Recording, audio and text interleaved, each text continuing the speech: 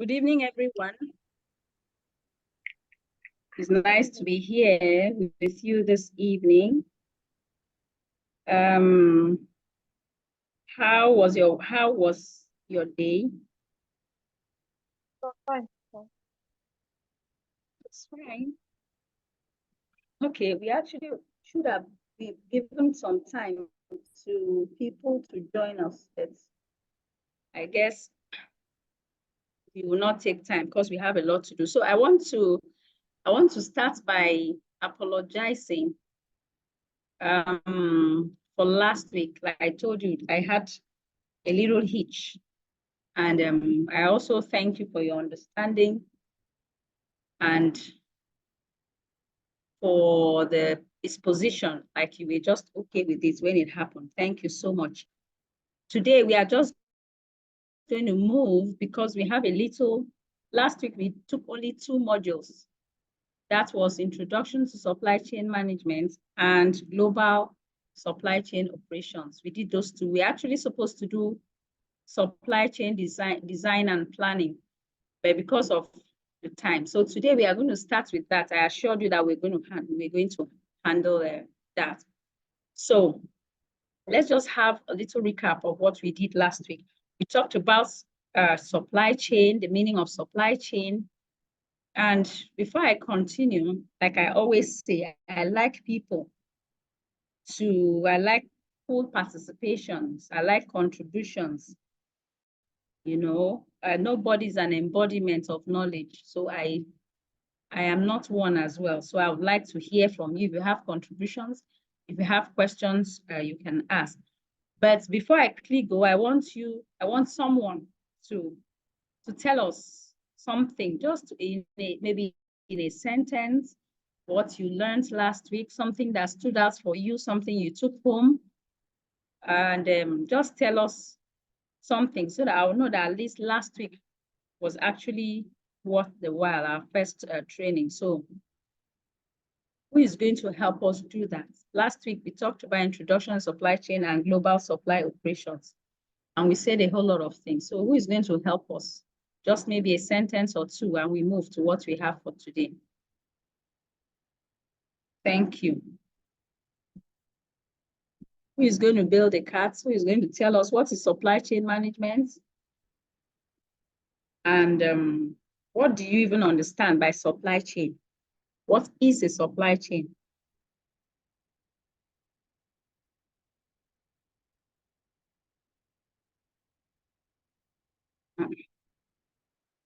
We have, okay, should have about 5 people. Ugu Anthony. Ugu Anthony, Michael. Michael, please, I love that name. Michael, please, can you just tell us what you understand by supply chain? I guess you were with us last week. What do you understand by supply chain?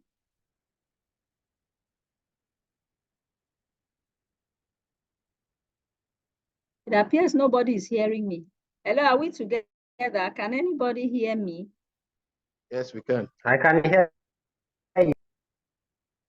Okay, please. You know, some of us have phobia for speaking. So please, let's do away with that phobia for today, because we have to be interactive in order to make, in order to gain from this training.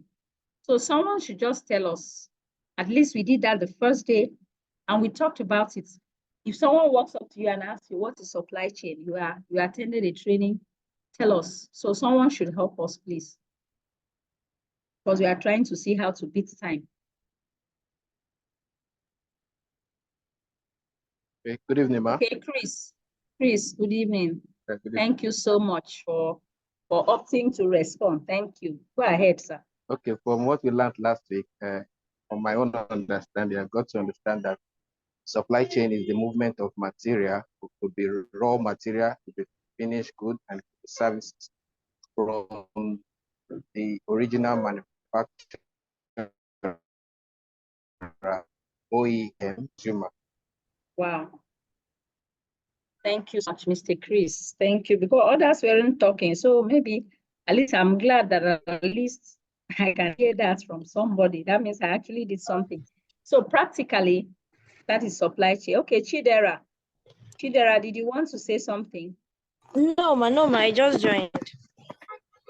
Okay, because I think we're about 20 something or 30 on the platform, and I'm surprised at this number.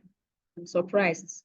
So it's just clear that some people just pay for trainings and maybe they just want a certification, but you forget that no knowledge is wasted. And even if you have the certification, you have to deliver when the need arises. So how will you deliver if you don't actually have the training? So these ones that are here, thank you so much for being here. What is supply chain? That's what I was trying to ask. Chidera, you can help us. We are just joining you with us last week because I love that beautiful, lovely voice. So tell us, what do you understand chain? Okay. So even though last week I left early because of network, but the little I understood from the supply chain is, let's say, the movement of goods or products from the point of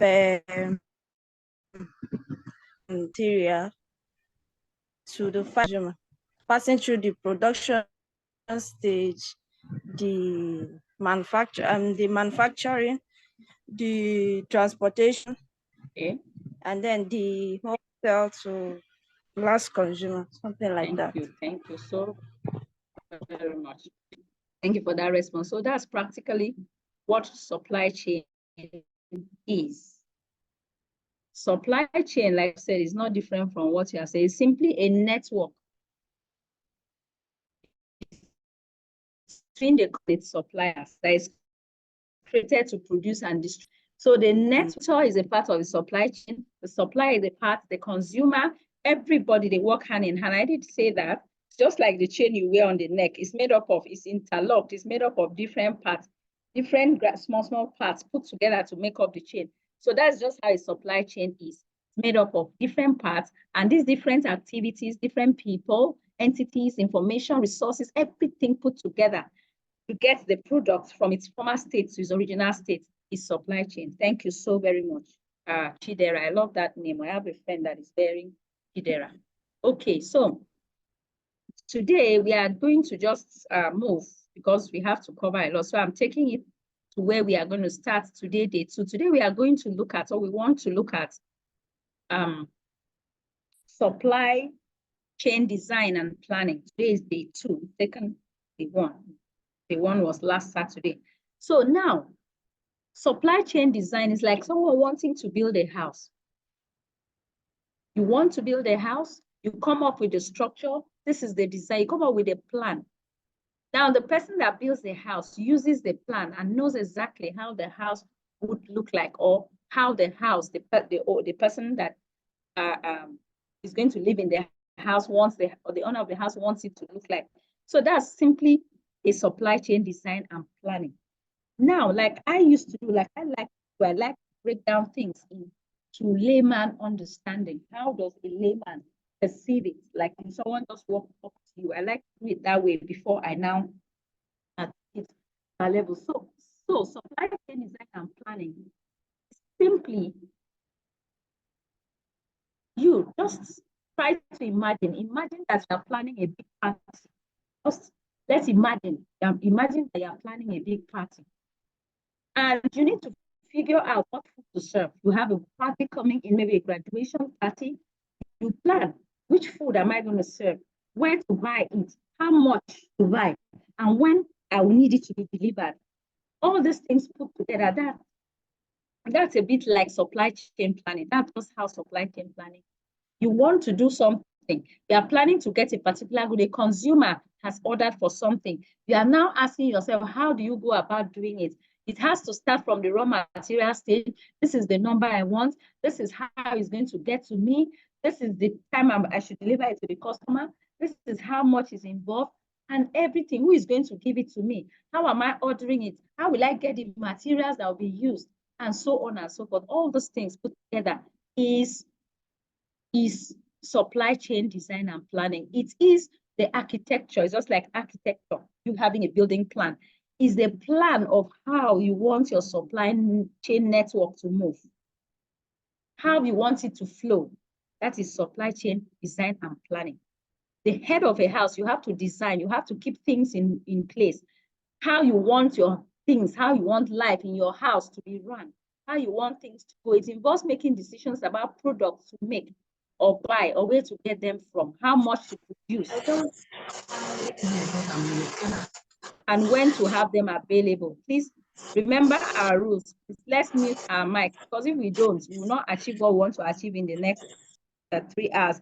And also, yes, let me pause at this point to say that, please, we need to have, normally we need to have 30 minutes break, but this time I'll crave your indulgence for us to have 15 minutes break instead of 30 minutes. And I also plead that let's take the training to 7, and we're supposed to end by 8. So let's take it to 7:45.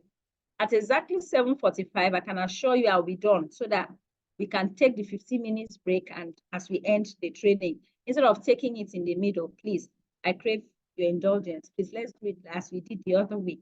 Let's just take it so that 15 minutes break and off we are gone. I don't know if that's in order. Please, do we all agree? Is it in order? Okay. Because in every business, the bottom line is to satisfy the customer. So I need to know that you are okay with it. Thank you. Now, it's also like this. Imagine that you are building a road. You have to decide on anything you want to do. You have to decide on the route, how many lanes it would have, where to put your traffic lights, where to build your bridges. That is just how supply chain design. It is about the overall structure, architecture of a supply chain. Is it, will the products, you see how the product will flow from the suppliers to the customers.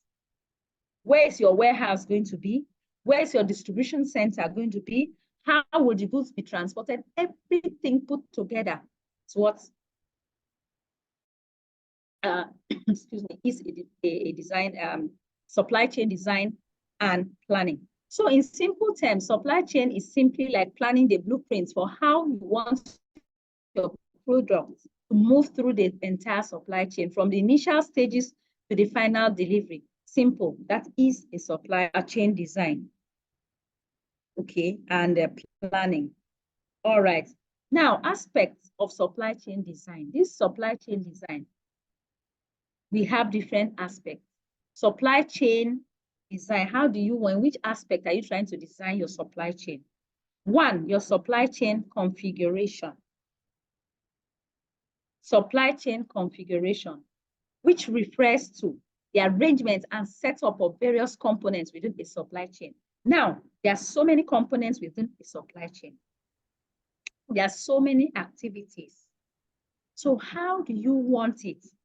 How the participating company members of the chain, you know they are connected together. How are they connected? Are they freely connected in such a way that you will not have hitches in delivering your products and your service to the end user? Configuration also deals with how many suppliers it uses. How these suppliers are actually grouped and categorized is a broad thing. It's just like you get a new laptop or a new phone. You hear the IT people tell you, this phone is new. It has to be configured. That means it has to be checked. All the Zoom, the whatever, all the things, the apps you would need has to be put, you know, and all that. So they have to look at how best to make sure that they give you all the things you need within the phone and within the laptop. So that's simply what it's supply chain configuration is talking about. Because you have to download a Word. You have to choose Word or PDF here and put it there. Please, is someone talking? Please let us mute our mic. So because sometimes when I hear, I'll think that it's directed at me. Please, MJB, you can help us mute mic so that we can get down to what we are doing. Thank you. Now to explain this concept in simple terms, like we already said, it's just like you designing or building a house. You have different rooms in each of the house serving a specific purpose. You have the kitchen, you have the restroom, you have the dining, you have all those places. And similarly, that is just the way it is. Different components, like the suppliers, manufacturers, warehouses, distribution centers, all of them have to work hand in hand together in order to give the products to the customers. Do not forget that last week, we did talk about it, and I emphasized that the bottom line of any business, the end result, supply chain management, is the customer. Is customer satisfaction, is to make the customer happy at the end of the day. Any businessman that does not aim at that, then you are not ready. You are not actually in business. Just like this training. If at the end of the day you tell me I paid for training for supply chain and this is what is happening, I'm not satisfied, I'm not this, or I have not been given my certification, it becomes a problem. You understand? And it's not going to be good for MJB in the course of their business, you know, and the universities that give this their partners. So what am I trying to say? Business, you do it to please, at the end of the day, to satisfy your customers. So these things have to come into the picture when you are trying to configure your supply chain. You have to make sure that everything works together to the advantage of the customer, of the consumer, or of your customer. That is supply chain configuration. And ensure that also you configure your supply chain to meet specific goals. This is very important. Involves choosing the number, the location of your suppliers, like I already said. And how good are your suppliers? Are they the ones that you say they should supply something and they will give you the goods of cheap quality? They'll give you goods that don't meet up the standard. They'll give you goods that you end up having issues with your customers. These things are things that are very, very important when we talk about supply chain configuration. Don't just configure your supply chain like that. Make sure that they are able to meet up with your goals. They align with your visions and your missions of your business. This is very, very important.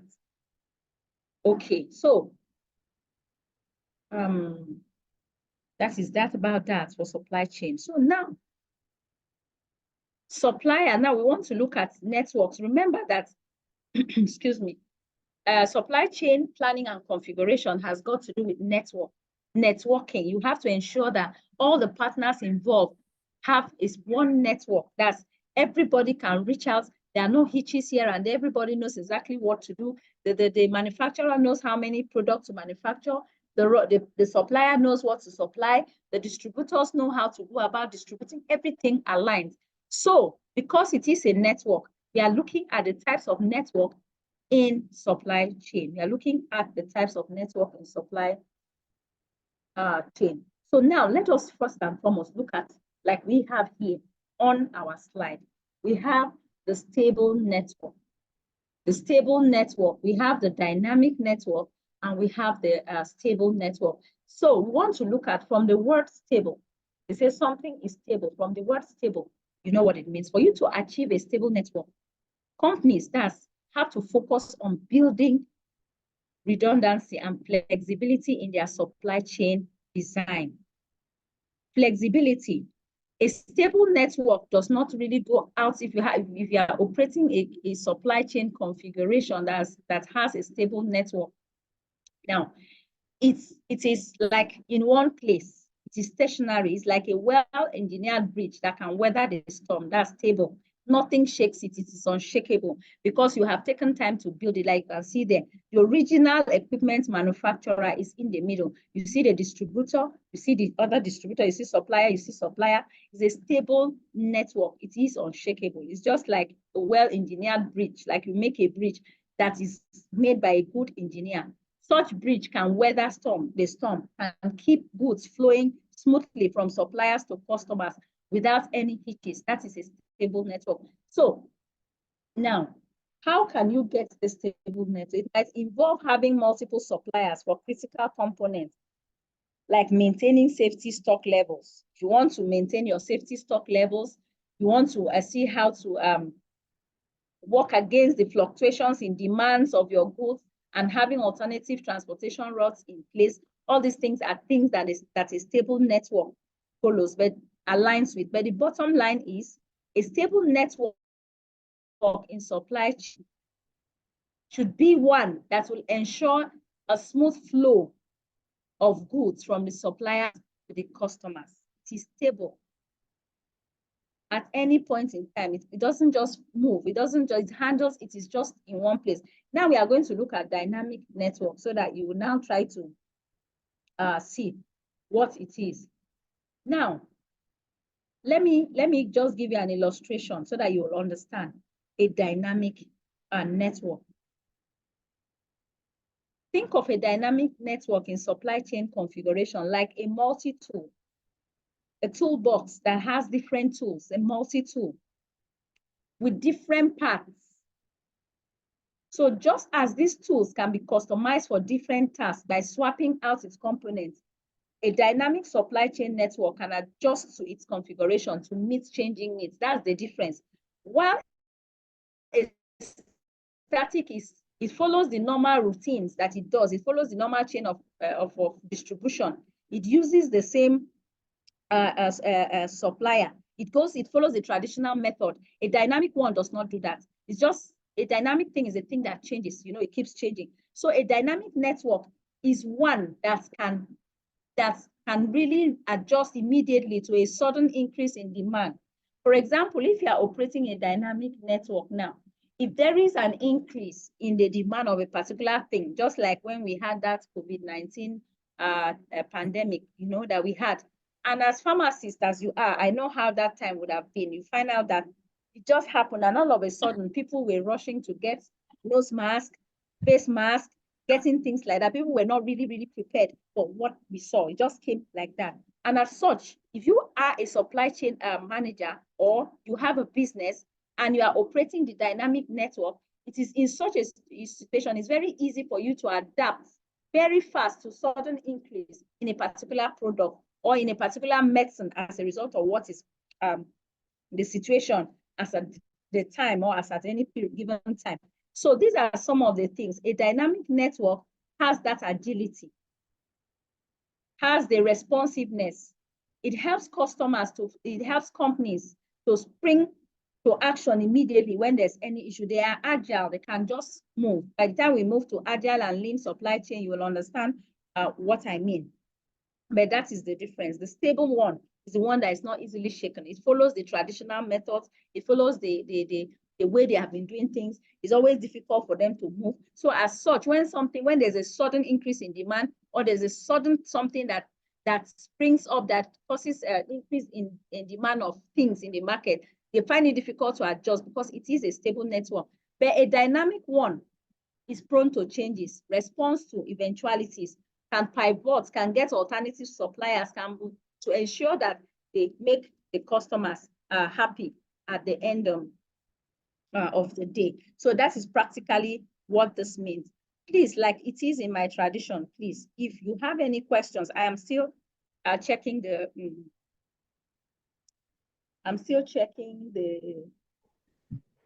Ma, the chat box. Yes, please. sorry, Ma, what's the meaning of the OEM in the middle? You mentioned it, okay. I had said it's the first day.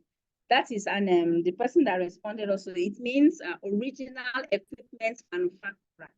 The person that has original equipment, for example, like in a manufacturing setting, like I used Toyota. I think I said something like that first day. A manufacturing company, OEM, is the company that has the license to manufacture, that's to produce a particular thing, manufacturing. So, but as they are manufacturing those things, you know, they need suppliers to bring the raw materials. They get it from left, they get it from right, they get other things to manufacture. So OEM is original equipment manufacturer. I don't know if you're okay, madam. Yes. Who was yes, actually okay. talking? Thank you. Who was actually asking it? Chidera, okay, my friend's name, okay. Thank you. So that is it about that. So let's look at the next one, which is outsourcing. Outsourcing and offshoring. These are two terms that are very important in supply chain management.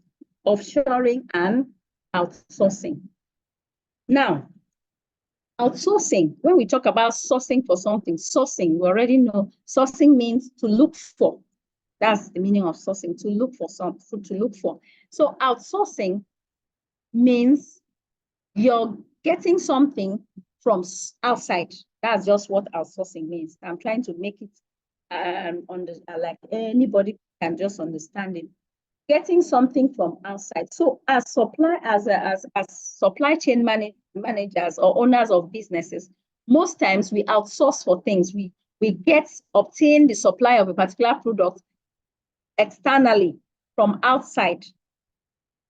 Maybe because we want better products, maybe better materials, or maybe because we are not even into the production of the raw materials that we use for those things. So outsourcing simply means you getting what you want from another person.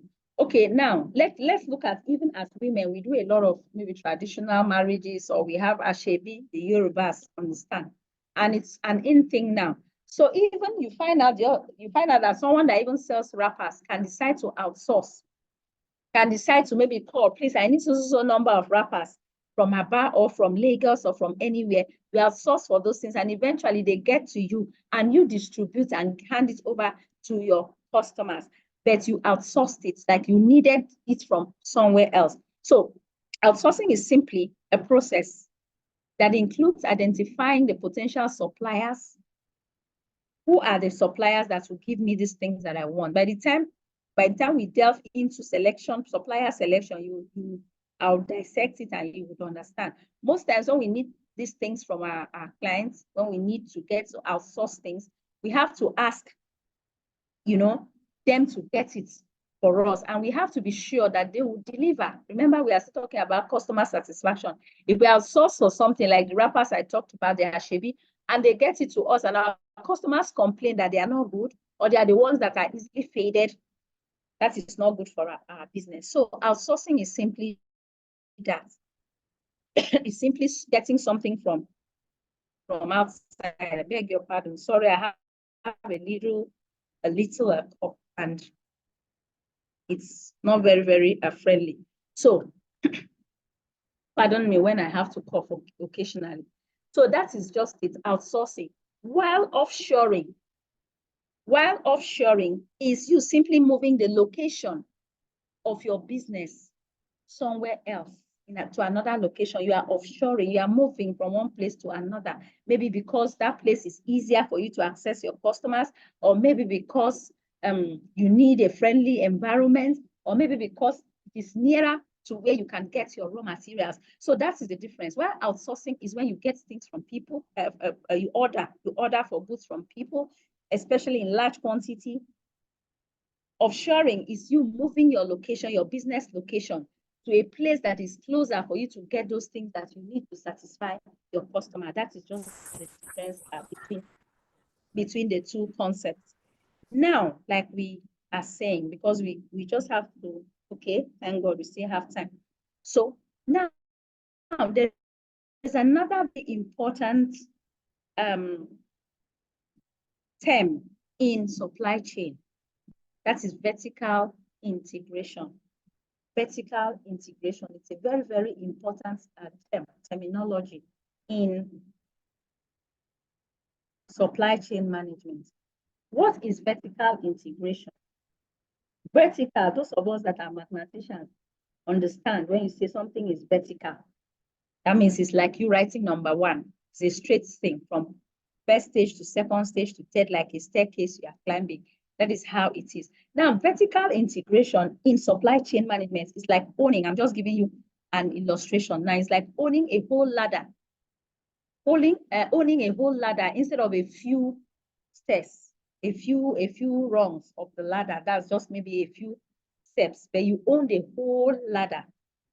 Instead of you buying the ladder steps from different sellers, you make or you control them yourself. It's as easy as that. Now, what am I trying to say? In businesses, there are people that may wish to have most of the things that they need produced by themselves. For example, Toyota cars, Ford first started that. Now, Ford operated Ford vehicles. They operated that system that they did not want to outsource anything. They decided to make sure that whatever they needed to make up to produce a car for their customers, they were able to get it. So do you know what they did? They decided to start opening organizations owned by Ford. So you see that Ford owned an organization that produces windscreen of Ford cars. They now owned another part of their still business, or still the Ford business, that produce rims of cars and tires of cars. Then of car seats, you see that Ford cars are customized, because most of the things that the products that are used to make Ford cars are customized products, like it's made by Ford themselves. So that is vertical integration, like I was trying to tell you.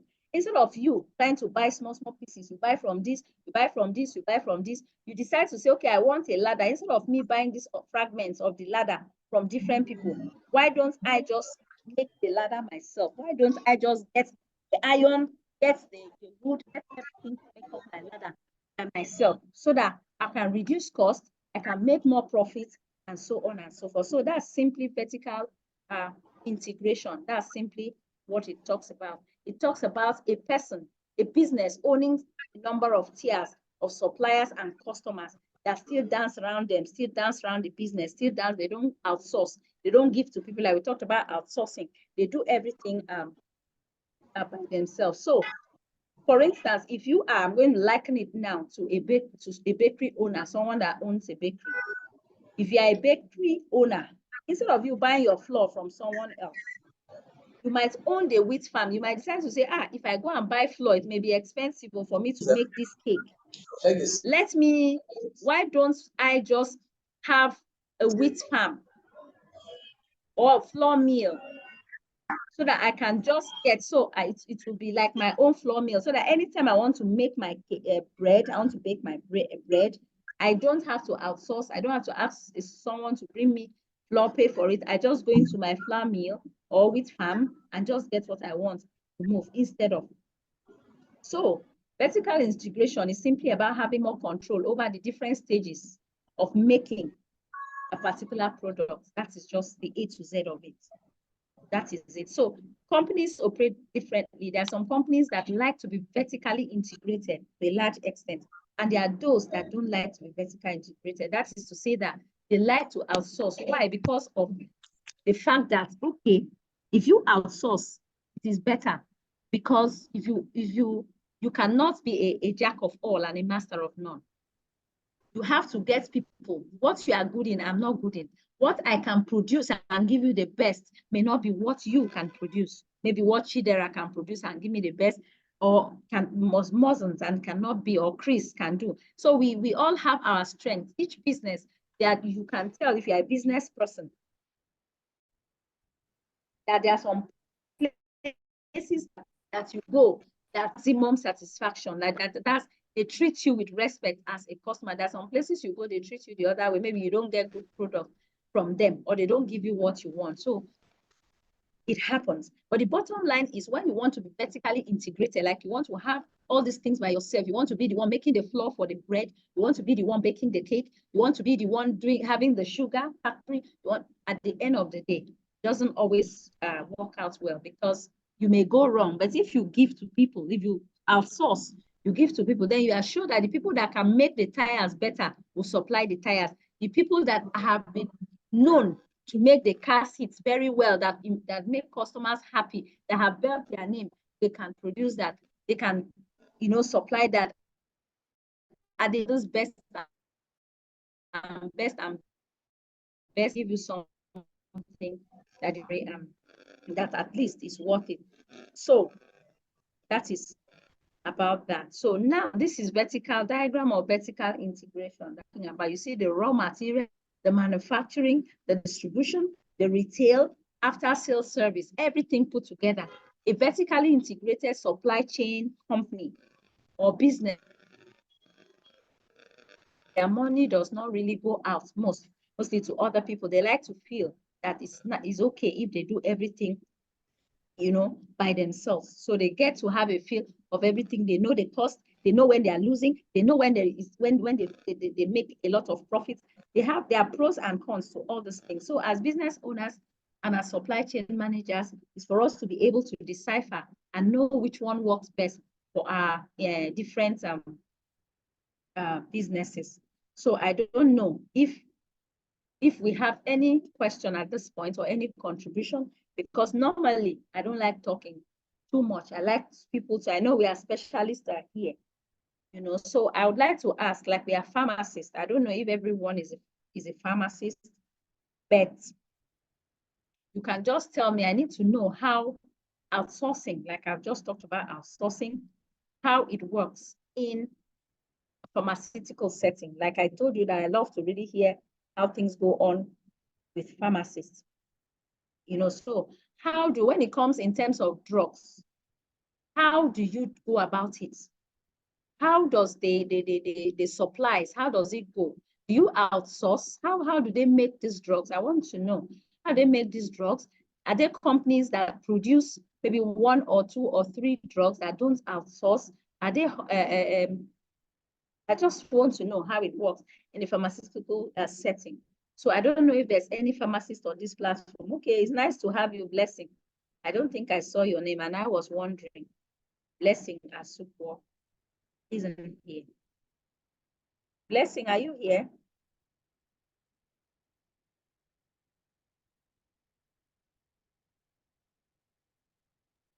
Hello, good evening. Okay, good evening, Blessing. I was wondering because I didn't see your name. So I was like, okay, so please, any pharmacist on the platform that will bail the cat, how can you relate outsourcing to the pharmaceutical setting as a pharmacist? Or how do they go about it? The Ministry of Health, how do they go about getting these drugs? Or you as a pharmacist in a hospital, how do you go about getting the drugs? Please, who is going to help us? It will be very sad if we have pharmacists that are not willing to, they don't want to share their experience. They don't want me to learn and also aspire to be a pharmacist.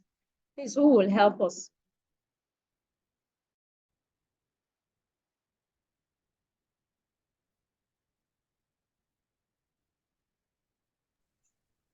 Good evening, ma. Okay, Mr. Umar Ramati. Okay, good evening. Good evening. Who is talking? I'm trying to check. Yes. Chagozi. Okay. Yes. I need to pronounce your name. Okay, Chagozi. Okay, thank you. Go ahead, please. Thank you. For the outsourcing, coming from the clinical pharmacy, the hospital setting where I work. So we have like different pharmacies in the hospital, like 13 different pharmacies in each department. So when it comes to this outsourcing, sometimes the maybe I'm in an OPD pharmacy, and then maybe we don't have a particular drug. Normally, what we do, we call the sub-store to see if they have. If the sub-store that distribute drugs to all the 13 pharmacies doesn't have the drug, we have to call maybe any other pharmacy around, like maybe we'll contact one of our colleagues in the other pharmacy, are you to have this drug, or we can write it on our platform, any pharmacy with this particular drug. If any of them have it, they will just indicate we have it. So you can go there, pick it up.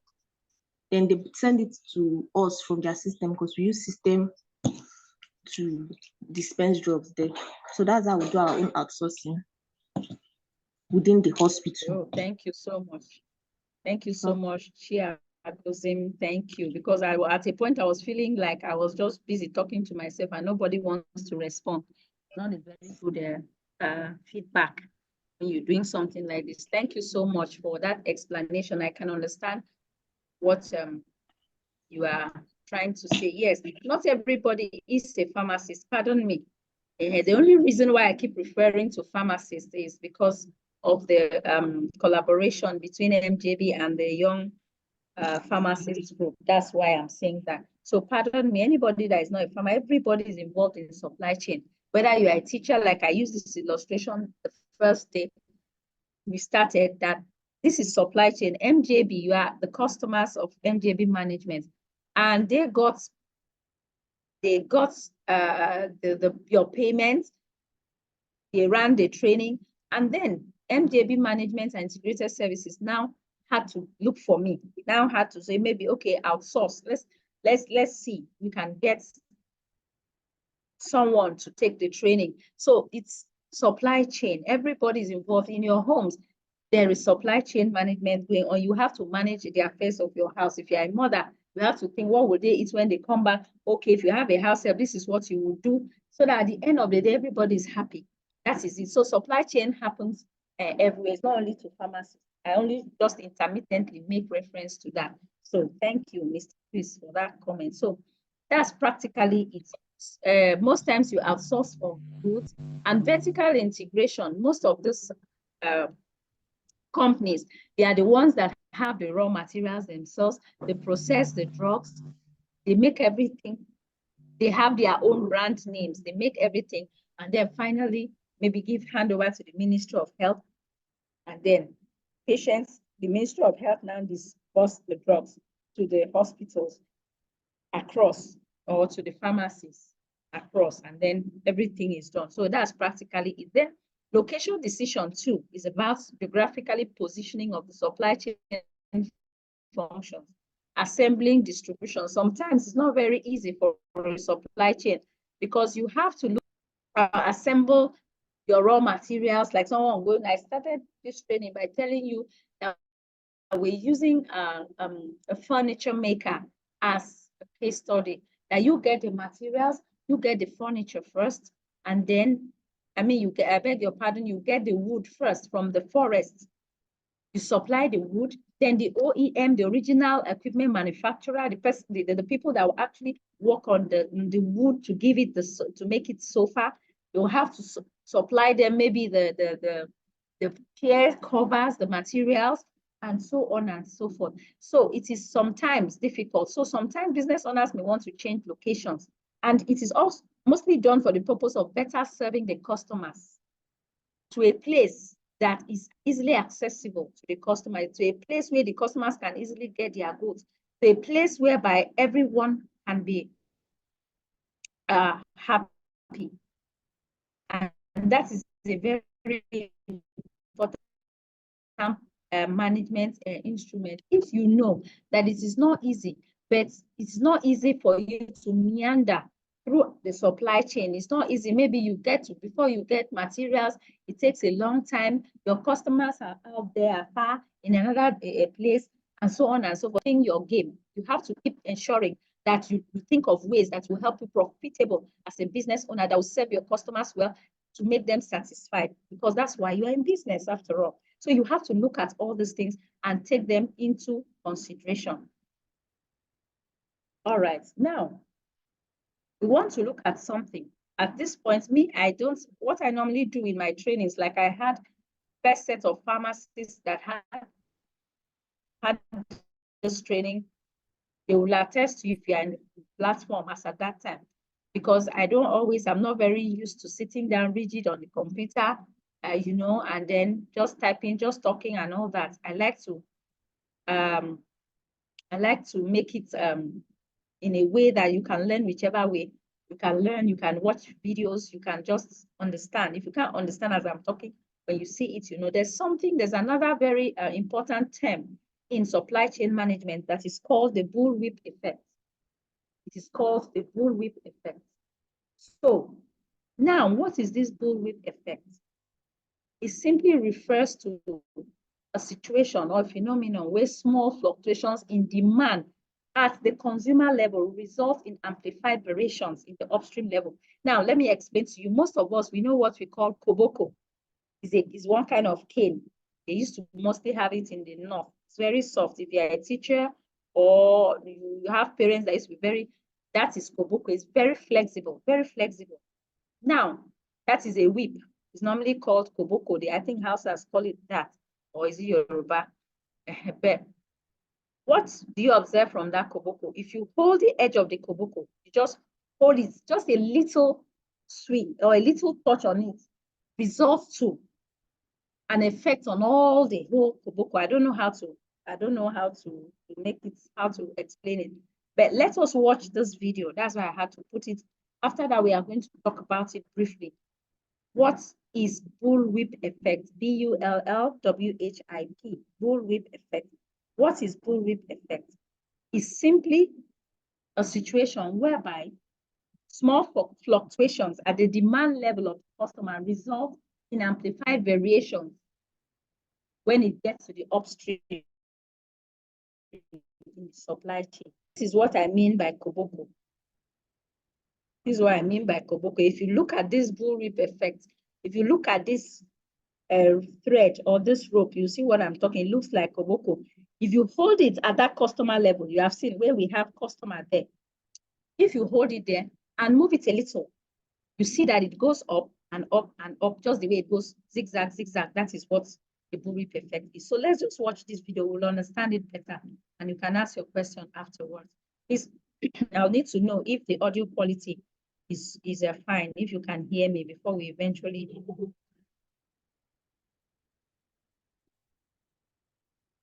Okay, please, is it audible?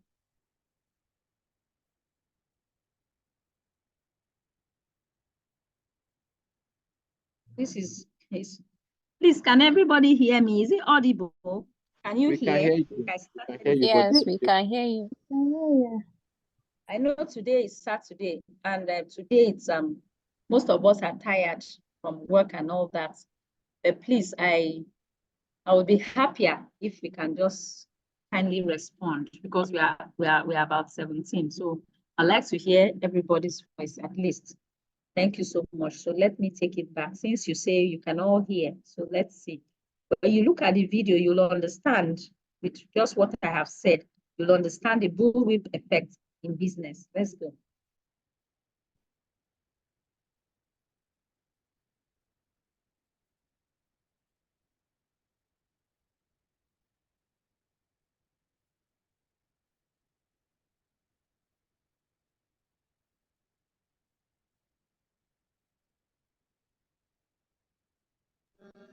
Sorry, but we can't hear the audio, although we're hearing you.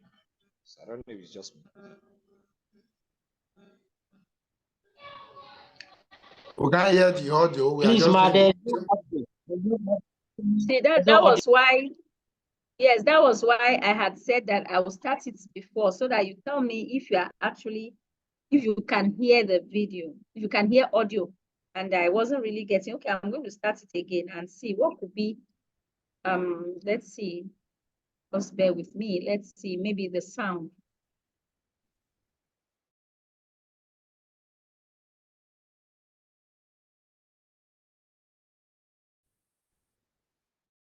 The bullwhip effect is a phenomenon that occurs in supply chains when small fluctuations in This is, are you here now? Yes, it's Yes. better. It's good now. Okay, all right. It's okay. demand are amplified as they move up the chain toward the suppliers. This results in larger and larger swings in production and inventory levels, leading to inefficiencies and waste in the supply chain. The bullwhip effect is a classic example of how the lack of communication and coordination in a supply chain can lead to negative consequences. The root cause of the bullwhip effect is the failure to accurately forecast demand and the inability of suppliers to respond to changes in demand in a timely manner. Let's take the example of a retail company selling toys. The company may receive a small increase in demand for a particular toy, which leads to an increase in orders to its suppliers. The suppliers in turn increase their production levels to meet the increased demand, but because of the time lag between the increase in demand and the increase in production, the suppliers may overshoot the actual demand, leading to a surplus of toys. This creates a vicious cycle that results in higher costs and inefficiencies, as well as decreased customer satisfaction. So what can be done to prevent the bullwhip effect? The key is to improve communication and coordination in the supply chain. This can be done through the use of advanced forecasting and planning tools, such as demand-driven supply chain management. In conclusion, the bullwhip effect is a classic example of how the lack of communication and coordination in a supply chain can lead to negative consequences. By improving communication and coordination, companies can reduce the impact of the bullwhip effect and improve the overall efficiency and performance of their supply chain. Thanks for watching, And don't forget to like and subscribe for more great content. All right. Now, I don't know if that video made sense. Did it? Do we understand the bullwhip effect? Yes. So it's just only a lady understood it. Please, I don't know, so that I will know if did we understand the bullwhip effect, please. Yeah. Okay. So now let me give you an illustration that will further if a customer needs two, maybe I want to buy 2 plates as a maybe, okay, let's look at like that time when we had COVID-19. Like I like to talk about that time because everybody can relate to how that outburst of that pandemic just came when it did. So maybe a consumer or customer needs maybe 2 boxes of or maybe 12 dozens of nose masks. Let's use that as an example. And the customer comes and tells the supplier, you know, that I need this. Okay, now the supplier will now wonder, oh, up until now, my customer has been buying 9,999. Why 12? Okay, that supplier will now proceed further to get maybe the manufacturers, people that make this mask will now say, oh, I want 4 dozens. Remember, sorry, I want 14 dozens of it. The customer needed 12. And now the supplier did not go and tell the manufacturer 12. The supplier now went and said, he thought in his head that, oh, this one that this person has been buying 9, and now the person is buying 12. That means there's a problem. Or that means I'll have more people who need this thing. Or let me not just stop at 12 so that if another person needs it, I'll get. The person will get. Will now tell the manufacturer, please, I need 14 or I need 15. You understand? Then the manufacturer will now, a person that is manufacturing will now tell the way he or she gets the raw materials will now increase the quantity. So that is at the end of the day, just because of a spike in the change of demand, now creates an increase in the production of a particular thing that at the end it's not always favorable, because now, if there is communication, like they said, lack of communication on this video, if there was communication, regardless, at any point that a customer needs something, it can be available. When once there is communication, you are able to forecast, good forecasting, you are able to predict demand, you know exactly what to do. We will not have this bullwhip effect.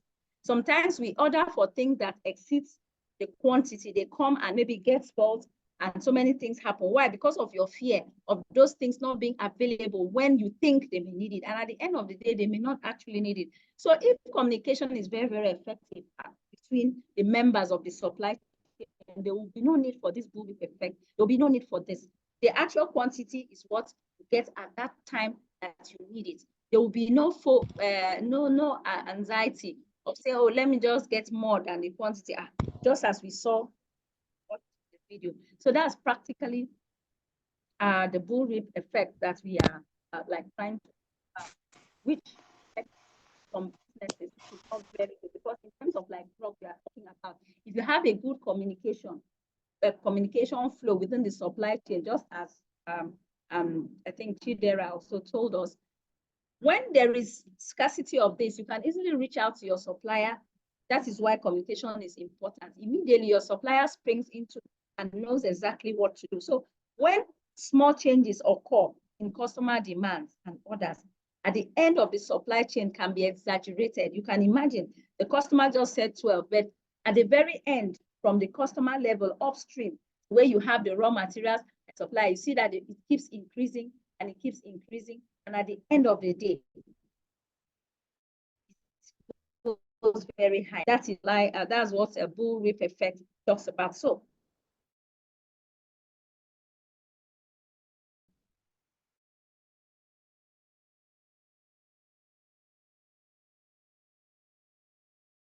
I don't intend to take your time because it appears that we are a bit exhausted. We want to look at, we are done with that. So we want to look at look at lean supply chain. Lean supply chain. If you look at those modules that we had, the next module after the supply chain design and planning is the lean supply chain management. At this point, I want us to be very, very attentive because sometimes it confuses people. You are going to see some terminologies that are intertwined. So you have to pay attention if you really want to be into the supply chain business.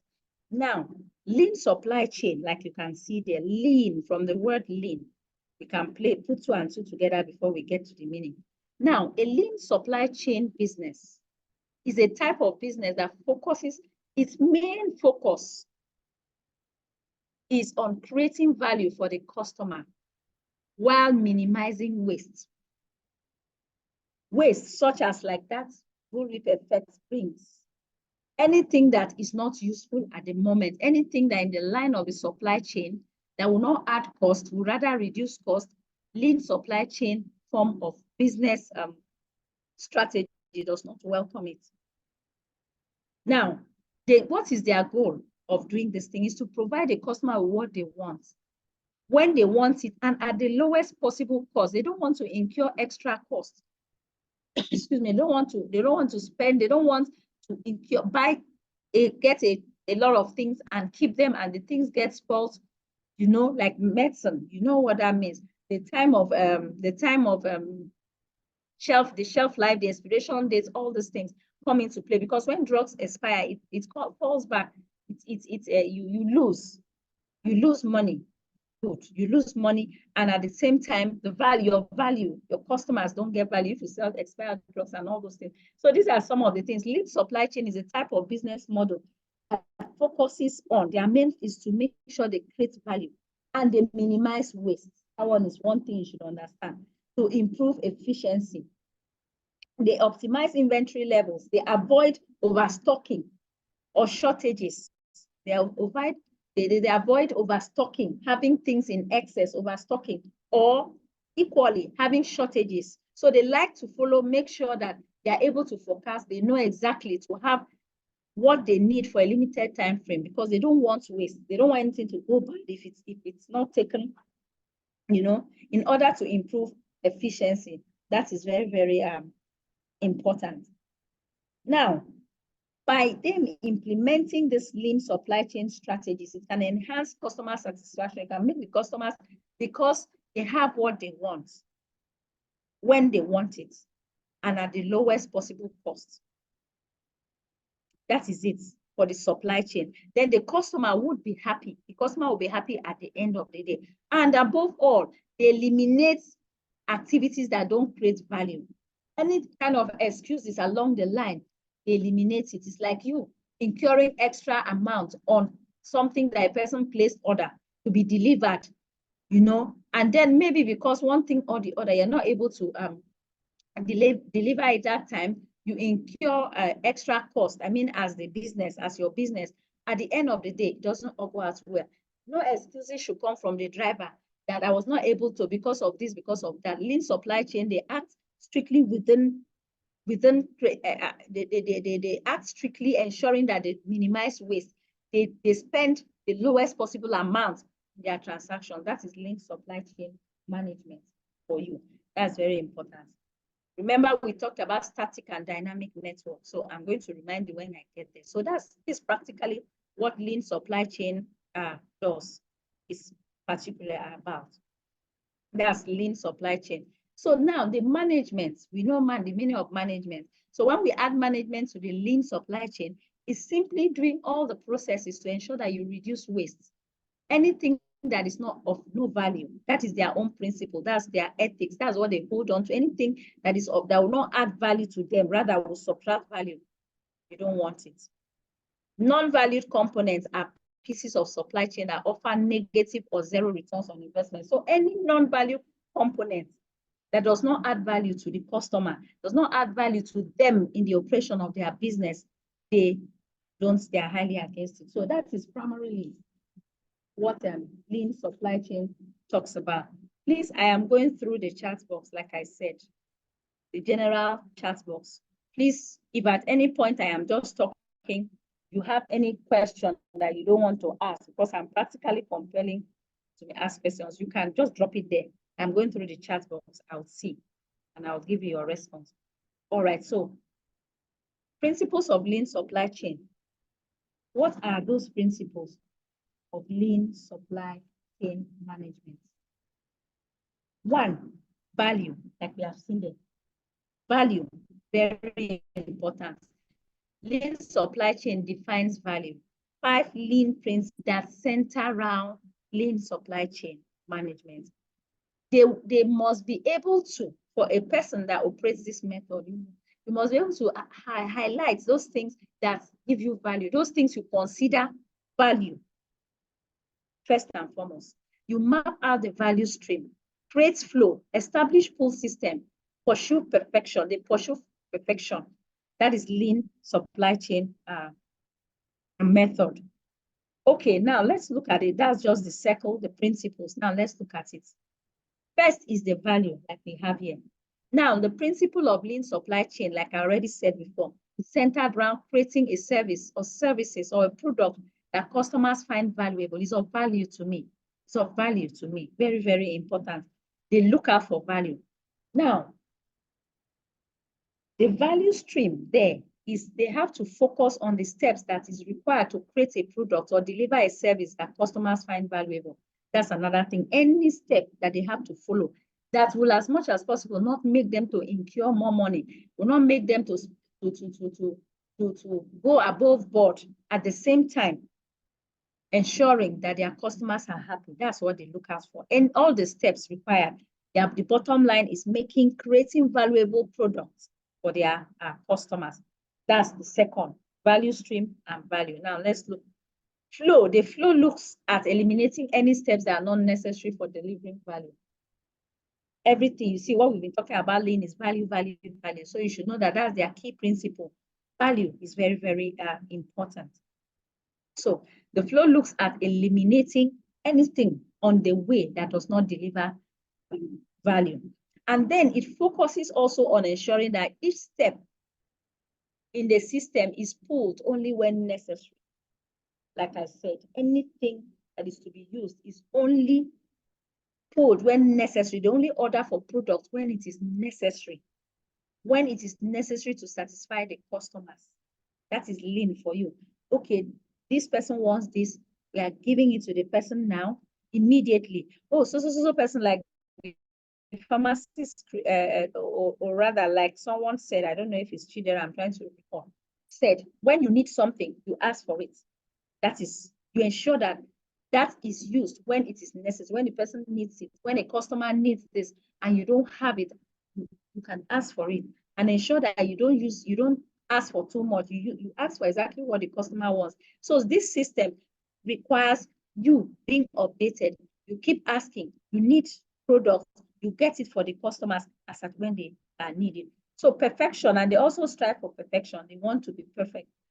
They want to be perfect. That is, if you are following these principles, they want to create a perfect product that is cost effective, that is efficient, that meets customers' needs. All their own is just straight and very stringent to their goals, which is value. So that is practically lean supply chain management principles. What are the things that drive them? Drivers for lean supply chain. What are the things that drive them? What are the core things? What are the things that drive them? One, waste reduction. I already said that.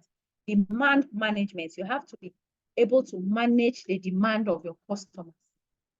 You don't overbuy. You follow it. You align with the things they want, the demands they make. You get it to them at the same time.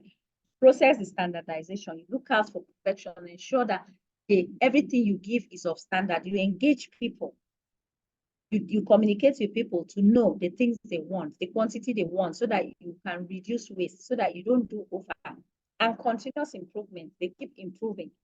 You continue doing better. From the feedback of the customers, you continue doing better. Now, they keep things that are needed in the warehouse. They don't overstock the warehouse. And what is a warehouse? Like most of us know in supply chain, is a building where raw materials are kept. Maybe you find out that some people may be you see a warehouse where you keep the flour that will be used, where you keep the goods that are to be delivered, that customers are yet to pick, where you keep this and where you keep that. That is a warehouse where you store components, raw materials, products. You keep them there until it is needed. And you don't keep excess quantity, because if you keep excess quantity under lean supply chain, then it's going to result in waste, and they frown against that. So now, having looked at lean supply chain management,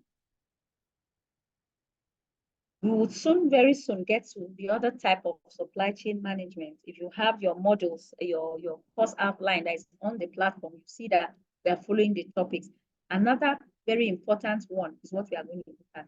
We have explained that lean supply chain management approach is wrapped around minimizing costs, doing everything you need to do to ensure that your customer is happy within the limits of you saving money, within the limits of you not spending excess money, not wasting. That is lean supply chain.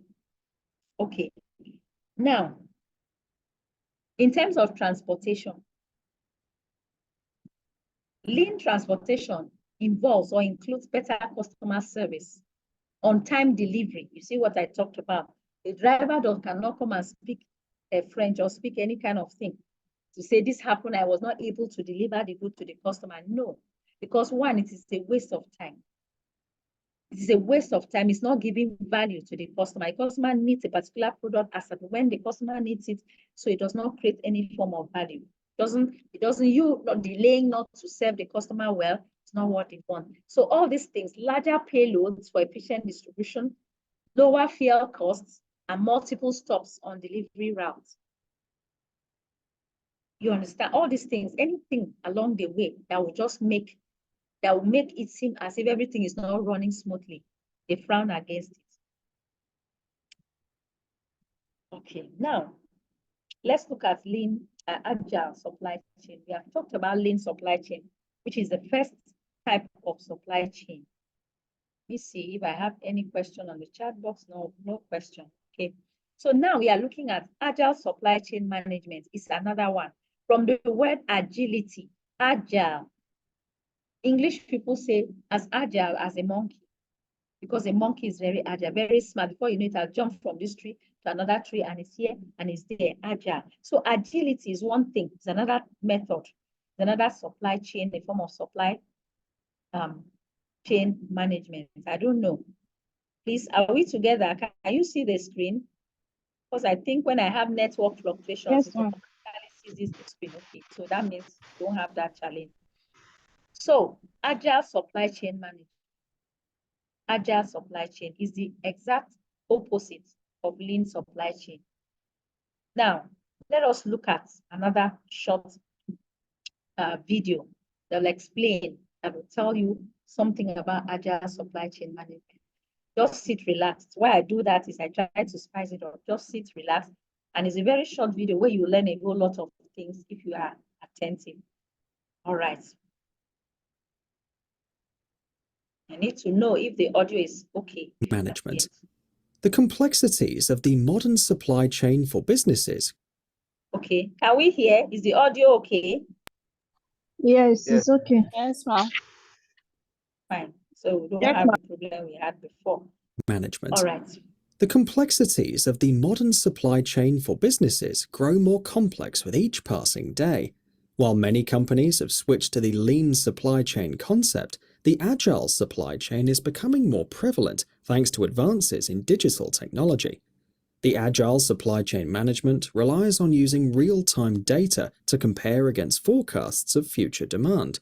Plus, it adds the ability to leverage what you're currently doing to create greater productivity and efficiency in the future. You can think of agile supply chain management as an active system that anticipates future demand while keeping track of what you currently have in stock. You can avoid potential shortages and overstocking your inventory when you put in agile supply chain management. How to create an agile supply chain management?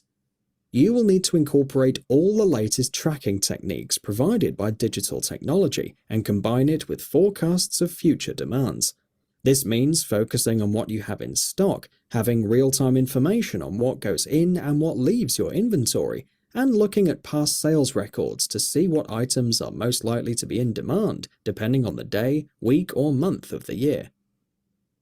Understanding the agile supply chain strategies. This proactive approach to managing your supply chain means that you can anticipate demand and react swiftly to the changing environment. This means that shifts in the economy, new trends, customer demands, and customizing certain procedures can all be reacted to quickly when you agile supply chain management. We will explain these factors one by one.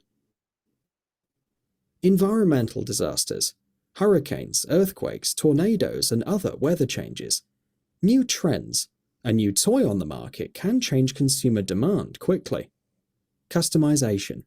Adapting supply chain strategies to your company. And economy. Changes in economic conditions that affect customer spending. There are thousands of companies around the world that are embracing this form of management, but the most popular is Amazon. They have been able to take this form of supply chain management and use it efficiently to ensure that customers get their purchases on time. Comparison between the lean supply chain and agile supply chain. For some, agile supply chain strategies may seem similar to those that are using the lean supply chain management. However, the difference lies in how each type of management is performed. While a lean supply chain will focus on removing all the extra cost, an agile supply chain focuses on future forecasts to anticipate demand and prepare for it. It's quite common for lean supply chain strategies to leave your inventory overstocked on many items because the focus is not on the future, while an agile supply chain will be closer to the right amount and reducing overstocking issues considerably. We may conclude that an agile supply chain management is superior because it builds on the advantages of a lean supply chain while accounting for future demand. It's little wonder that more companies are now embracing an agile supply chain for their preferred method of keeping inventory.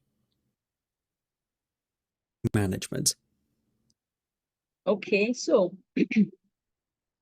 from the video that we just watched, now is self-explanatory, very, very, in fact, explanatory. That was why I had to put it. So let me just ask so that I'll be sure that we understand, like we are on the same page. What is this agile supply chain management? What have you understood from the video that we just watched? What is agile supply chain management? What is one thing that stands out that you did not hear me say in the lean supply chain, but it is here and is emphasized in the agile supply chain? Please, someone should help us with answering that question.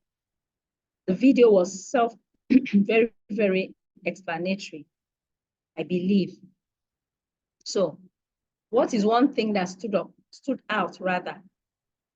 What is that? Who can help us? Who would help us? Not Chidera, or yeah, I want another person. Chidera.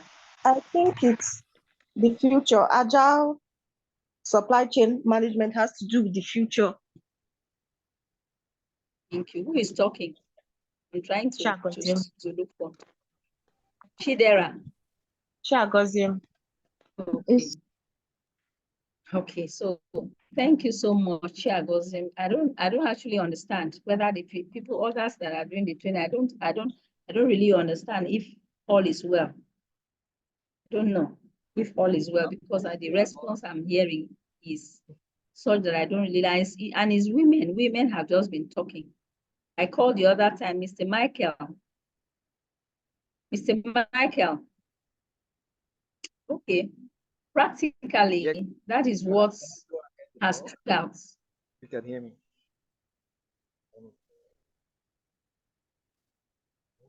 Hello, Mr. Michael. This is not Michael. Okay, I thought you were saying something. So fine. Pardon? I said this is Edewo, not Michael. I was not speaking. I wanted to contribute to what you were asking. Okay, thank you, sir. I like to hear male voices. Thank you. Go ahead. Yeah, so two things stood out from what they were talking about in the agile supply chain management. One of them was the use of digital tools right? Then the other was forecasting.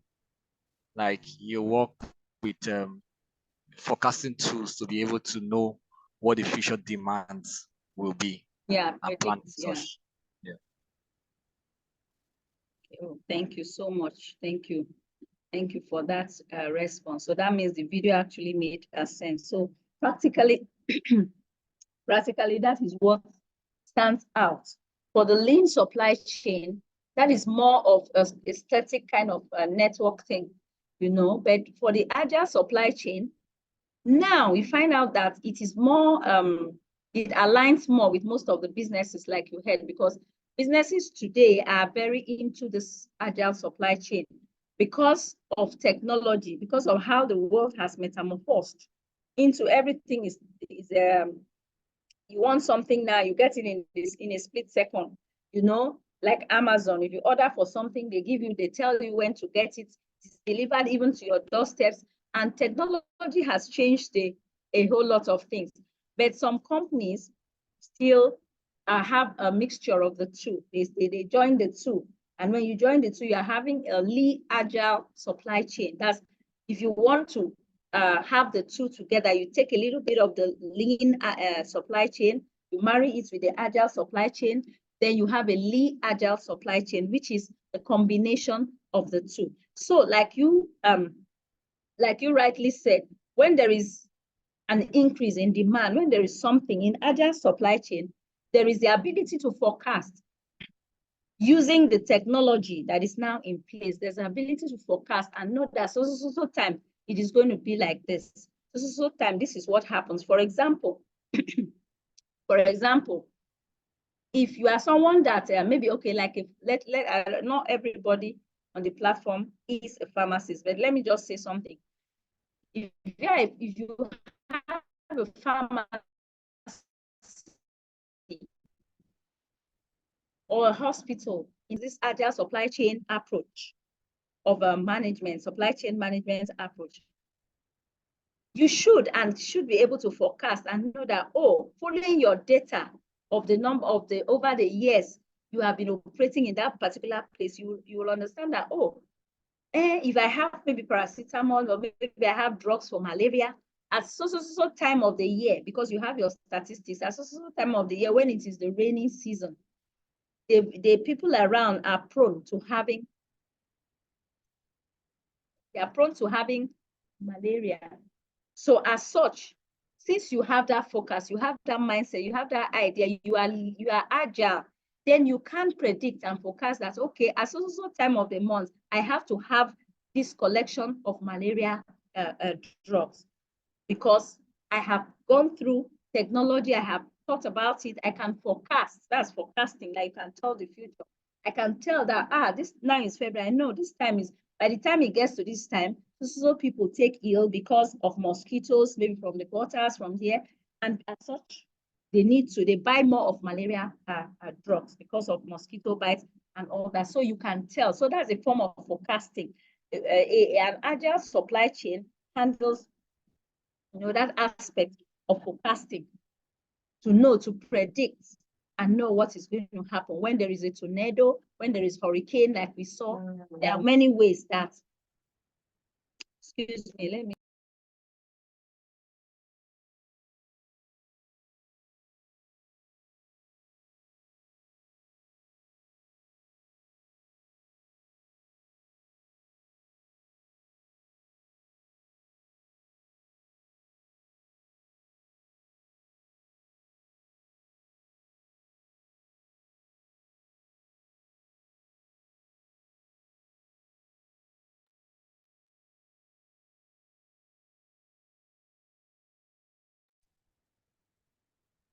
Hello, are we still together?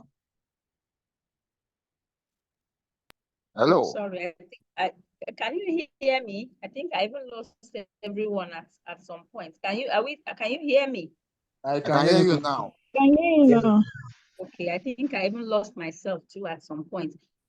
So, Sure, you're correct. I was trying to say, as I was trying to say, so we can forecast. The agile supply chain is actually very, very very, very good for most businesses because we are no more in that era of maybe moving around to purchase things. Someone knocks on your house before to sell something, hawking things and all that. You can stay anywhere, even in the toilet, and order for anything, and it's given to you in a split second. Technology and everything. So, but don't forget that there are differences. Very important for you to understand that there are slight differences. So if you can marry the two, you can marry the value fact of lean supply chain. You can marry the waste. That's the emphasis on waste reduction, on anything that will stand on that will make you not to achieve to profit efficiently from what you are doing. You can marry that with the ability to forecast in a business, to be able to preempt and forecast and know that this is going to be like this. It will go a long way. That is why, like the video said towards the end, that is why there is a combination. That is why many businesses look out for the combination of the two. The difference is actually in the emphasis. That is what you should know. While Agile focuses on changing environment of business and how businesses go smoothly, aligning with technology, Lean focuses on quality control, focuses on waste reduction. But once you know that, it is easy. So if you marry the two, you get a very, very a good result, as in your business will definitely stand the test of time. That is very important for us to take note of. So Agile supply chain, lean supply chain management techniques are very important for any business owner. Like I was saying, when I started this training last week, Saturday, I was trying to say that there are so many things that make people not to not last in business, because everything, whatever you do that you have to serve a customer is business. What I am doing, even though I am giving a training, I am trying to, it is a business because I'm paid for my service. You know, so anything you do that you are out to serve your customers, you are out to serve the consumers, then you have to ensure that your supply chain is top notch. Very important, your supply chain is top notch, because any member, one member of your supply chain can bring down your business if it's not properly followed. Just one member of your supply chain can bring down and bring back down your business in a split second. So that is why supply chain management is very, very important for us to learn and for us to study, because it would help you. Your customer service agents, they are part of the supply chain. If we are not even into manufacturing, they are part, because they are the ones that will interface with your they are the ones that will interface with your customers, especially if you have a big business that will relate. So all these things are things that we need to know. Agile supply chain is more accommodating when it comes to that. Because of technology, it's easier to reach out to someone easily. It's easier to find out what a person occasionally gets. At a particular time, you can forecast and know how best you can serve the person. And even if it is a business with technology and with agile supply chain, then you can, just like Amazon that I said, Amazon, we know anything you want, you can find it on Amazon. You can find it and it will be delivered to you. Like they do, they use the agile supply chain management system. You know, that's why, how it has paid off for them. So that is all about that. That is agile supply chain and lean supply chain. The difference, like I said, is in the emphasis. So, like we said, I wanted you to watch the video first. So this is just going to be a walkthrough. Aside, I decided to still break it down, like so that you can have it in the slides. If you don't want to go through the video, you just look at the meaning. We already said agile supply chain is simply a sort of institution that is concerned. The person that operates agile supply chain, that time that we had that COVID, did not expect that the world was just going to be like, nobody saw it coming, nobody envisaged it. But those that have already had this agile supply chain system of configuration in their supply chain, it would be easier for them to adapt to the changes in demand, the responsiveness in the market, the sudden the sudden increase in the demand of a particular product. They are flexible. They are flexible, and can ensure that if you operate, they ensure that you get anything that you want at any time swiftly. So the agile supply chain is based on some strategies. Your virtual integration, virtual, like we said, virtual technology, online, like we are having a virtual training now, online training. Process alignment, you align your processes. How is it going to go? Your customer sales representative that interfaces with your customers, the people that actually bring the product, and so on and so forth. Everything put together. Shared chain responsibility, which is very important. Members of a supply chain, the people that make up the supply chain, is something that, like I cannot overemphasize it. Can't overemphasize the need for you to have a coordinated supply chain, so that there is no break in transmission. In an agile setting, in an agile supply chain setting, there is shared chain responsibilities. Everybody knows what to do. Everybody, they know how to call when there's a breakdown. Maybe something is not going well. A customer calls, I've not received my product, or what I ordered for versus what I got. This is what I ordered for, this is what I got. Immediately, because of technology, it's very easy to track the customer. It's very easy to follow up with the former product and compare and see if this one is of cheap quality. A whole lot of things can be done now because of technology, like with global supply chain operations. The second day, I explained to you that now businesses are going global. They are going global. So you just have to move with the trend. You just have to move the way everything is going. So let's see. Now, these are the strategies. Virtual integration, yes, like it's already there. I just did talk about it. Virtual integration, information to move quickly. The beautiful thing about virtual integration is that it allows, like, information can move very fast with technology. Like I'm talking to, if I were to move to Mr. Chris' house, to all the participants, from one person to another, to talk about this, I don't think I'll survive.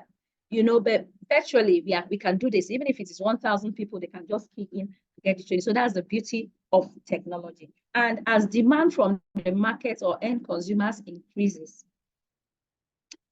the demand information is collected. That's the beautiful aspect of agile supply chain.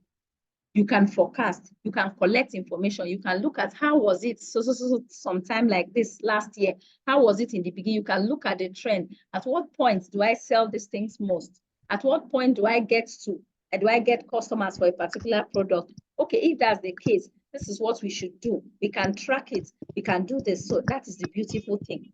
And information can be transmitted and disseminated in a second. That way, everybody can plan, everybody can know how best to perform, because information just moves around, flows virtually. Everybody through technology, all the departments within the organizations will have their own, will have the capacity to fulfill that demand. Everybody will start working because information comes to us. Okay, we need this fast. This one gets to work, this one gets to work, this one gets to work. It doesn't take time because there is a means of communication that is agile. That's the beautiful thing. So that I guess you all understand the difference between agile supply chain and lean supply chain. Fine. So now we are also looking at, like I said, we're also looking at some of the strategies, like we have looked at virtual integration. Another one is the process alignment. The reason I am taking my time to delve, I'm dwelling more on it, or it seems as if I'm really dwelling more on this, is because the major topics that are really centered around, see why I say we should mute our mics, because these sounds are that are causing a breach in our communication. So process alignment is another thing. When the functional technical partnerships with stakeholders within the agile chain is built, agile supply chain is built, you build that functional technical partnerships.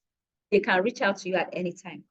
You can align the processes. If something does not go well, you can quickly act.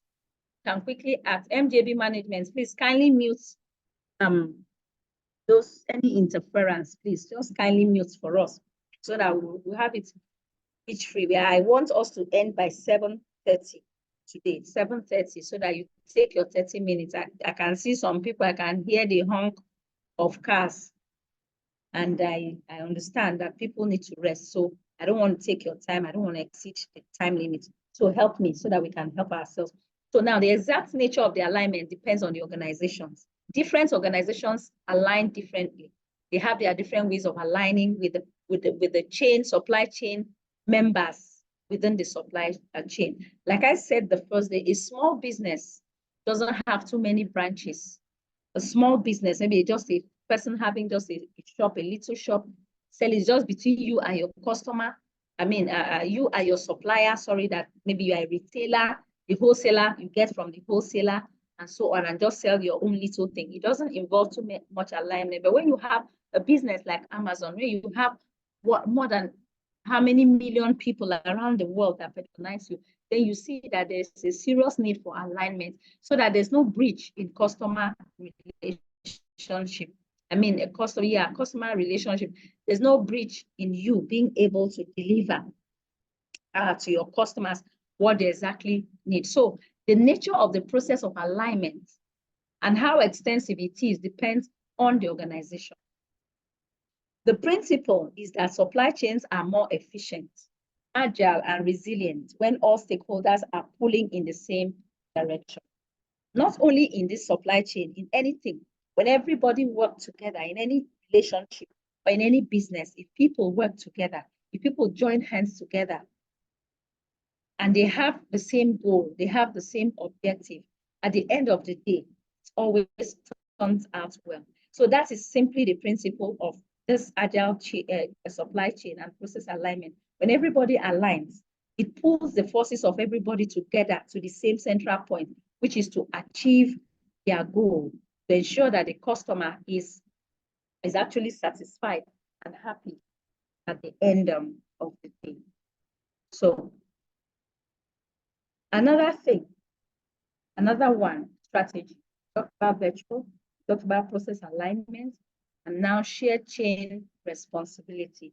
All these three things are somewhat interwoven. The bottom line is that the goal is reached and everybody knows exactly what to do towards pleasing the customer. So in shared chain responsibility, in agile supply chain, the greater overall visibility and coordination allows all stakeholders in the supply chain to share the overall responsibility for the successful operation. Okay, now this is what this means. When everybody works together, for instance, let me give you an illustration, like in a home setting. In a home setting, if everybody realizes that whatever we do in the house, what daddy, the father does, what the mother does, everybody, we are all aligning at one goal. Nobody will say, I was not supposed to do this. Or somebody will say, oh, it was Peter that was supposed to sweep and Peter did not sweep. Exposing the, I don't know how to put it, like making it open to come to bear that there's a challenge in the house. Everybody put hands together. Yes, it is Peter that was supposed to sweep, but Peter is not sweeping is not sweeping when he or she is supposed to sweep. So you can help to cover up that lapses of Peter. That is what shared chain responsibility is. You help to see how to cover loopholes. You don't leave room vacancies open for the business to be attacked. If there's anything, for instance, for example, a customer returns a product, maybe customer ordered for something and returns the product, maybe due to one reason or the other, is not satisfied about the product he or she is given.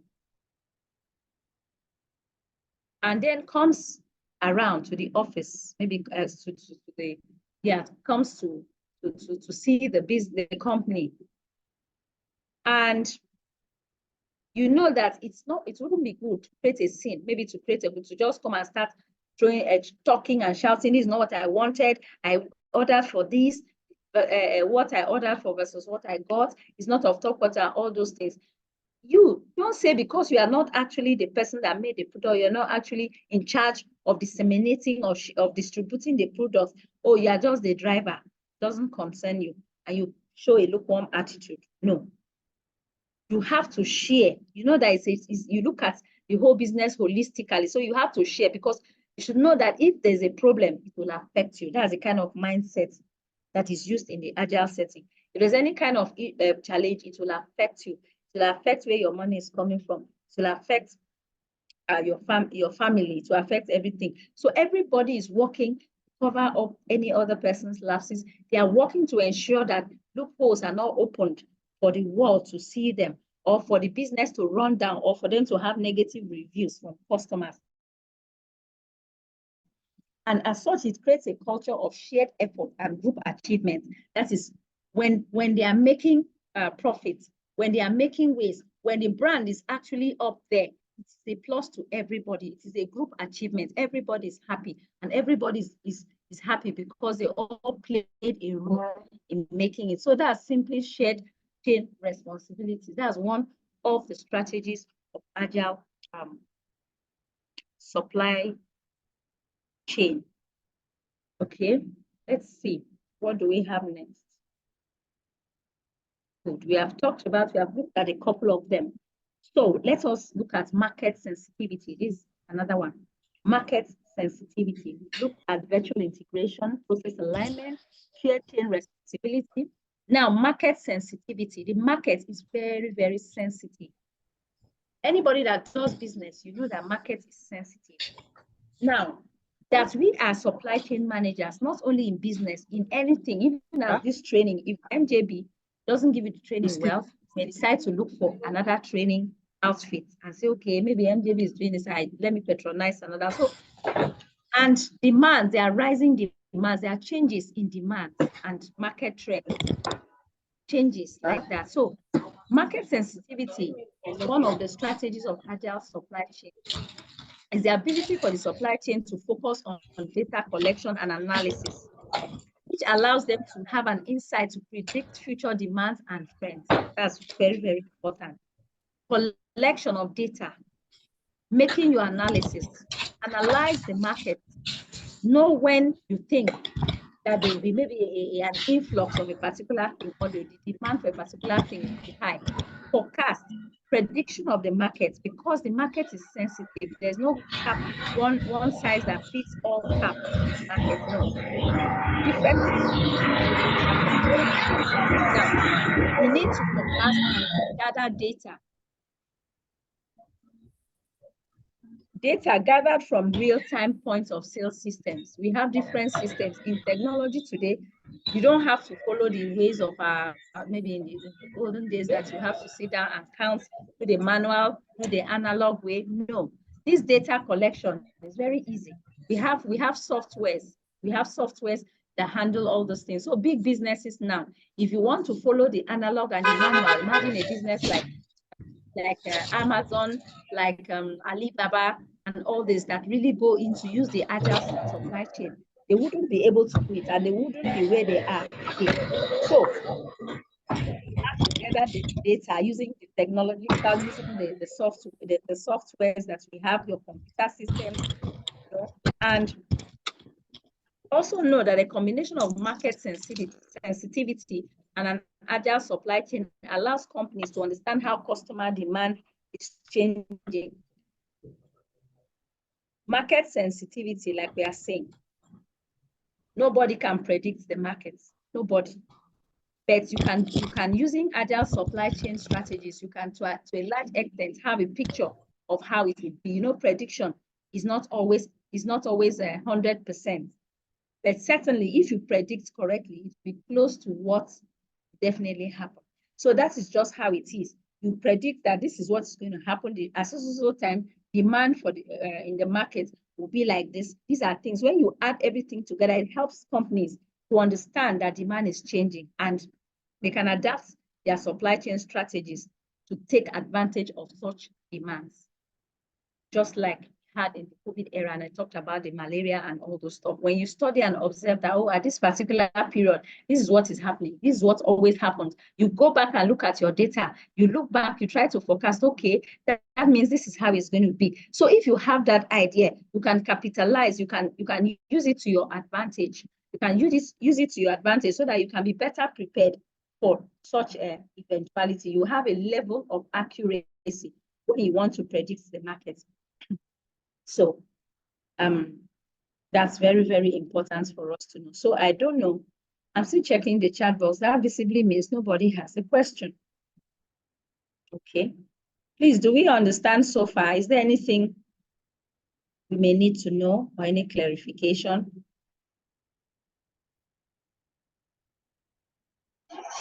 It's clear.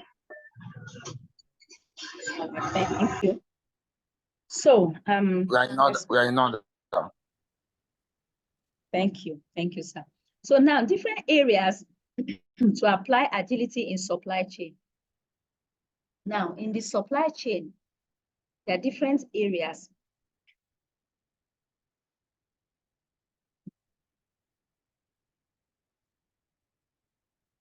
There are different ways that we can apply agility in supply chain. One, forecasting. You can apply your agility in forecasting. Like that, we kept talking about forecasting sales, forecasting demands, forecasting. That word cannot do with that. I think the third day of this training, this thing that I'm talking, we are going to really see it. We are going to see it, excuse me, as we get talking. Forecasting is one area that's okay. Mr. Moses, thank you. You understood. That's fine. So forecasting as a business owners, you try to forecast, you try to think, you try to reason. Now at this point again, I'm going to bring this agility and I'll liken it to the Toyota motors and the Ford motors. I like to make reference to them because every supply chain manager has to go and read and study those two. You see how fast and swift somebody can adapt and learn from another person and adapt to changes. Now, before we had the Toyota, Ford was top notch. Everybody was like Ford Motors. You know, now who uses Ford? Very few people. Ford is like other brands, Toyota and others have taken over the market, car market. So, but as at that time, so many years, in the 60s or so, it was like Ford Motors. Now, what did Ford do? They were more analog inclined. Like they didn't even, and not only that, as at that time, the level of technology, as at that time, we didn't have this level of technology. The world had not suddenly become a global village. Things were not like the way it is today. So I wouldn't say, but as at that time, it was actually analog, most of those things. So the Ford Motors, before they came up with this, they were like, okay, let us come up with a particular type of car, black color. They did not even think of changing, of diversifying. Like they did not even sit down, maybe it's supply chain, or they didn't sit down to brainstorm to say, not everybody will really like the black colored cars. Let's see, maybe we could make some to be red, we could make some to be white. We can have some customers that would prefer the red one or anything. No, that's at that time. So at that time, Ford cars were black. All the Ford cars were black. They had that signature. Once you see, you know that it's the Ford car. They were all black in those days, you know, and they were doing the same. They had the Ford Motors where they did most of the sampling of the product. They believed in the vertical integration. Like they made the tires. They had a company, Ford Motors, Ford windscreen production company, Ford rims production company, Ford rubber production companies, so that they can use those materials to actually come up and make the Ford vehicle and manufacture the Ford vehicles that people now get. So as at that time, I'm trying to tell you why it's good for someone to be smart, maybe agile in business. They did not understand. They were actually on top then, that time. But as at that time, Toyota was not, we didn't hear of Toyota. We didn't even hear about that. But they were operating that way. So everybody had to be restricted to using a black car that is Ford. So once you have a Ford car, you are known for it. because of the black color, no variety, no spice.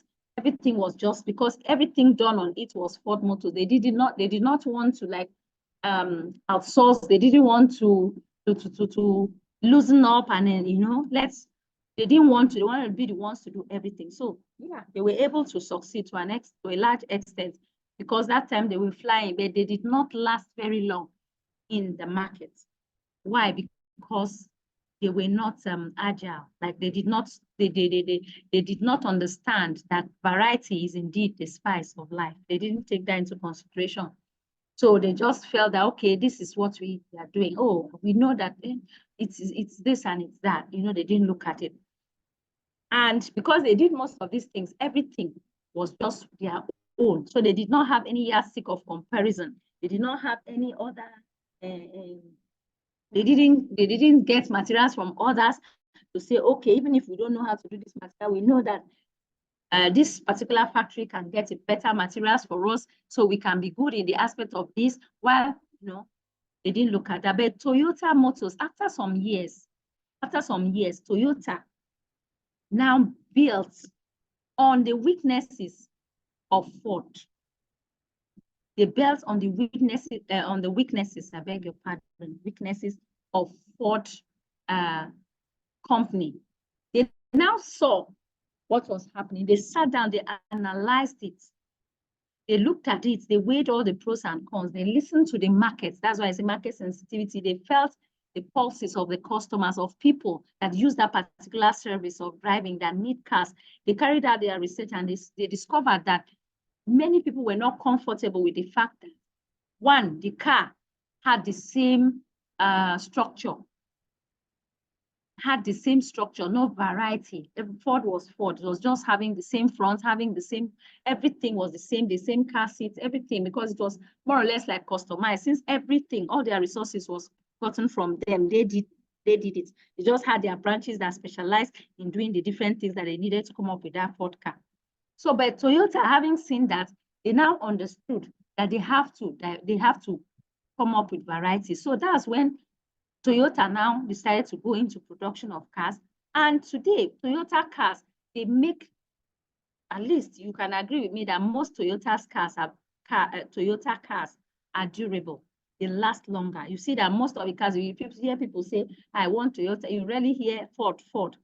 And in terms of the price, Toyota cars, most of them are more expensive than Ford because people don't really go for that now, You know, but Toyota had to give colors. You see a red, you painted different colors, spice it up. The seats, they can get the seats from maybe a manufacturing company somewhere. Maybe they know that, okay, China, they have the raw materials.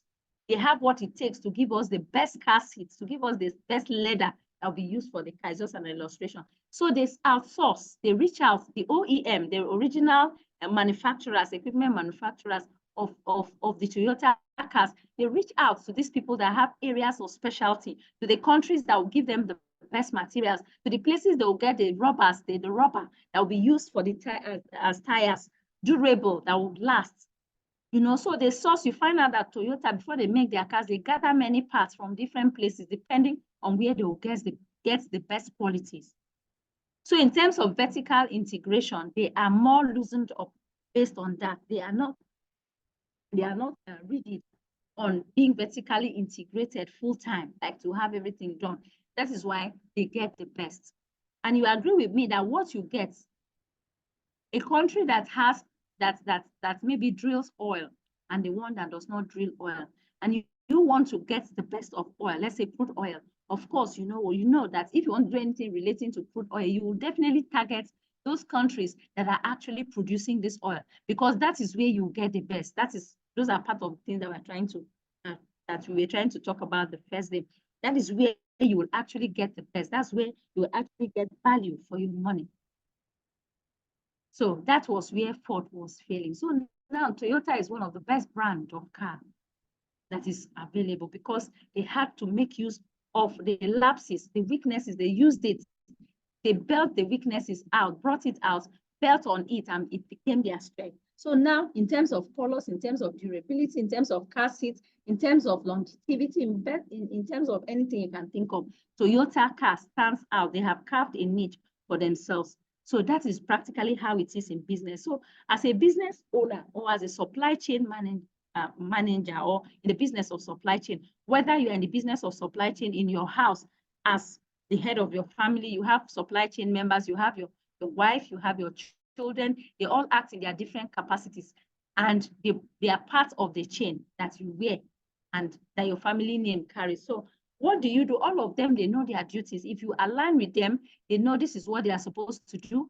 The father, you are the head of the home, you are supposed to do this, you are supposed to do that. The mother, you are supposed to do this. Everybody aligns. Then you can imagine what the result will be. It will be perfect because everybody is looking and working towards the total goal. All right, now let's see. Production and scheduling too, manufacturing and procurement is also very, very important. It's another area that you can apply agility in supply chain. Manufacturing, procurement. How do you procure your things? Procurement, getting your raw materials. Raw materials, where you get the raw materials matter. When you are manufacturing something, where you have to look out for the places that you get these things, where do you procure things? What is the quantity you need to procure?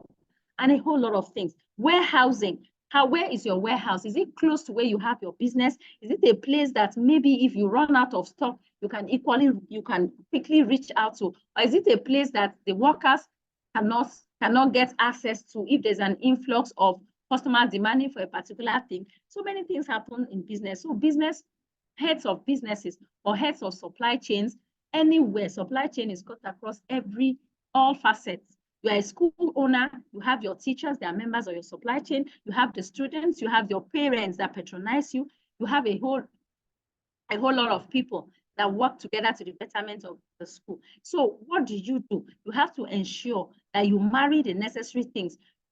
You must ensure that you work with them. You understand what your customers want. You make your teachers happy, because if you make your teachers happy in the course of you being agile, your teacher will give you the best. The teachers will put in their best and the children will come out the best, and your business keeps moving. You smile to the bank. So it's just about anything that you do. You consider how you can adapt to eventuality. You think fast. You proact, and think of what you can just do capitalize on the sensitivity of the market. Like I want to use an illustration. I just want to give you a short illustration talking about sensitivity of the market. If you understand how things are, how things work, and you're a business owner, for example, there is someone that I know that sells generators, sells household equipment and all that. This man has other branches. And up until some time ago, he used to sell generators. If you want to buy generators, fridge, electrical appliances, you get it there. Yes, that's what he used to do. But sometime last year or so, I just went around to get something. And so when I went, I was so surprised when I saw generators that we're using, solar generators. I beg your pardon, I have a little cough. So pardon me, let me just take some water. So he was selling solar generators. He quickly shifted to that because many people were trying to patronize that. He saw that the market was sensitive. People were tilting towards that direction. When they say price of fuel was getting expensive, so everybody was like, I cannot buy fuel again. Even people that were not even interested, they began to try to find out, how is this generator? What does it use? I think with this fuel price, I have to do this. So immediately, there was market sensitivity. Even people that did not know, they will keep complaining, the price of fuel I cannot afford. Another person will say, if that's the case, why don't you get some solar generator? Or, or maybe NEPA bill, power holding bill is too expensive. People say, why don't you go for solar? As at so many years ago, when they talk about these solar panels that you buy, maybe solar energy, people will be like, Even they will be like, what's the meaning of that, this and that. But now, those that went into that are really making, because they were able to predict, they were able to forecast, they were able to know that as the trend is going, as the world becomes more difficult, as things become more expensive, people will be looking for other ways to subsidize. So that is agility in the market, the ability to move swiftly, to adapt to changes, to swing into action when the need arises. That is practically what we are looking at. So like warehousing that I already said, where you keep your things, where you store your things, how is the warehouse? Do you keep your things anyhow in a way that maybe workers will have accidents, or do you arrange your things? Do you have a storekeeper? How do you go about? All these things are embedded in you being agile, because agility, it means swiftness, means putting all your things in place, means being able to adapt and adjust to any situation as fast and as swiftly as possible. Equally, distribution also.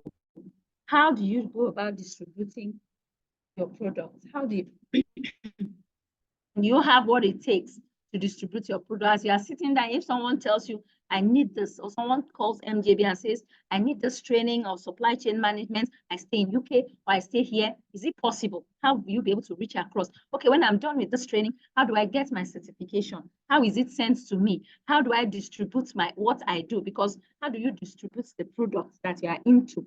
How do you do it? So you have to be agile. You have to come up with means and ways to satisfy your customers as the bottom line of everything that we have been talking and stressing about. So that is practically, those are different areas that we can apply this agility in supply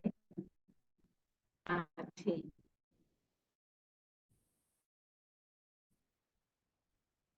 Okay. Let's see any question in the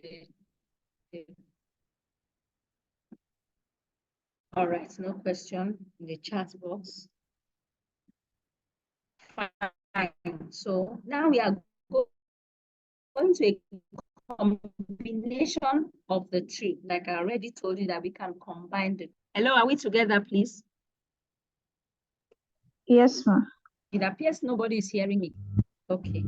Okay, Thank you. we are together. Thank you. I'm fine. I just wanted to be sure that people hear me. Thank you. So now we are, thank you, sir. So we are looking at joining the two. Like I already said earlier, there is what you can tap from the lean supply chain, add it to the agile. Like I discussed that we just, what I just finished talking about, the lean and the Toyota and the Ford Motors. I told you that the Toyota built on the weaknesses of the Ford Motors. So let us assume that maybe you can pick out the benefits, the beneficial aspects of lean supply chain, pick it up and mix it with the one in agile supply chain. If you do that, you will have what we call the lean agile, the lean or the lean agile, whichever you put it. If either you say lean agile, still correct, or the lean agile. I prefer to call it the lean agile supply chain.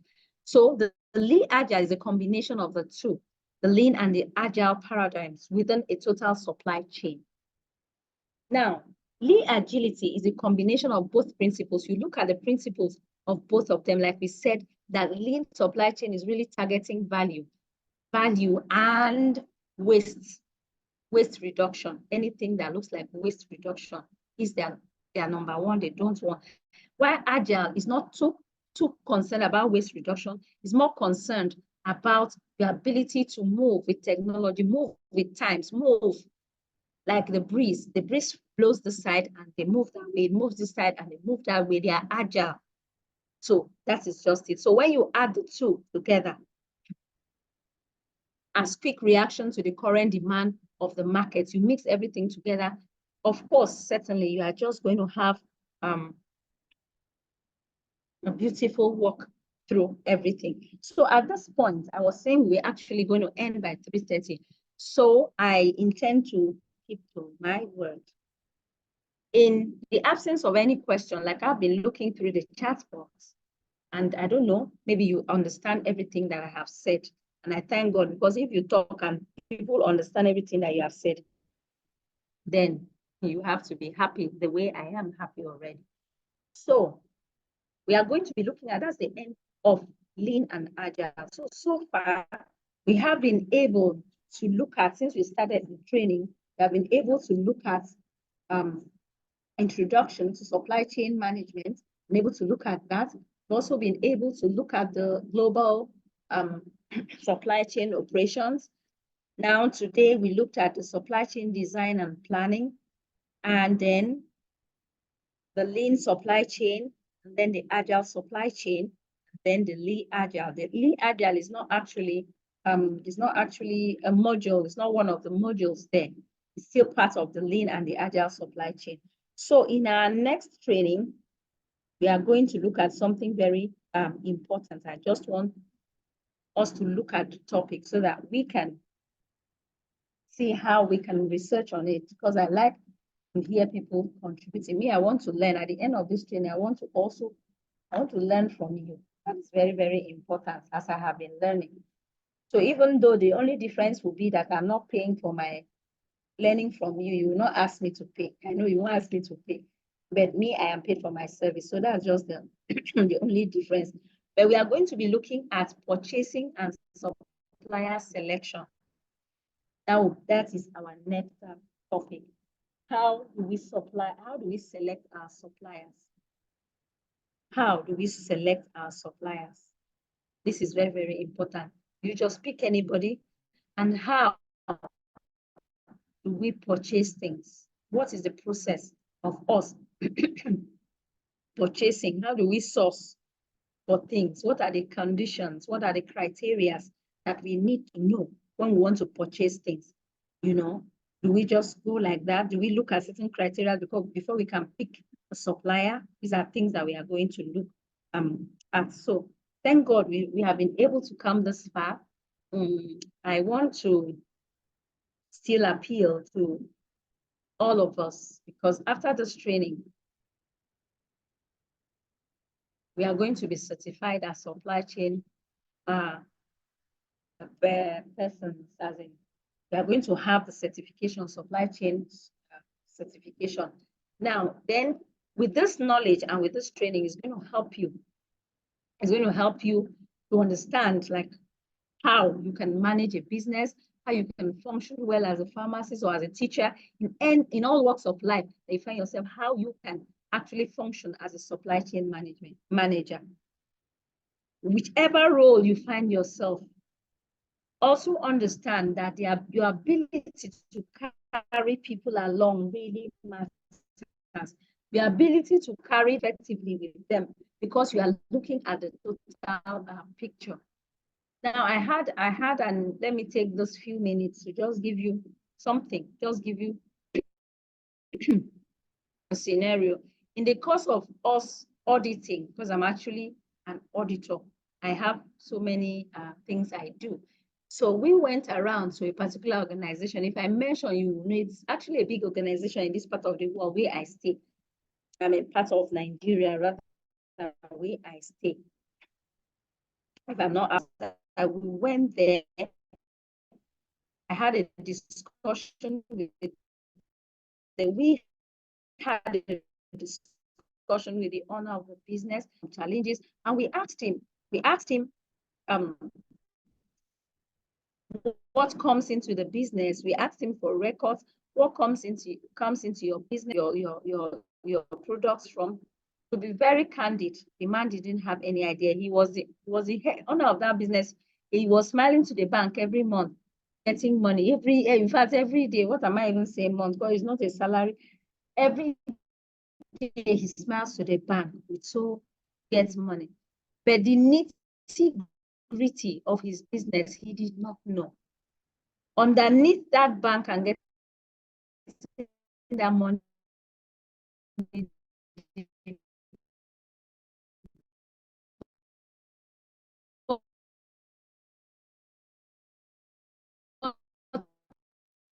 You are breaking out, please. Was as empty as he could not comprehend.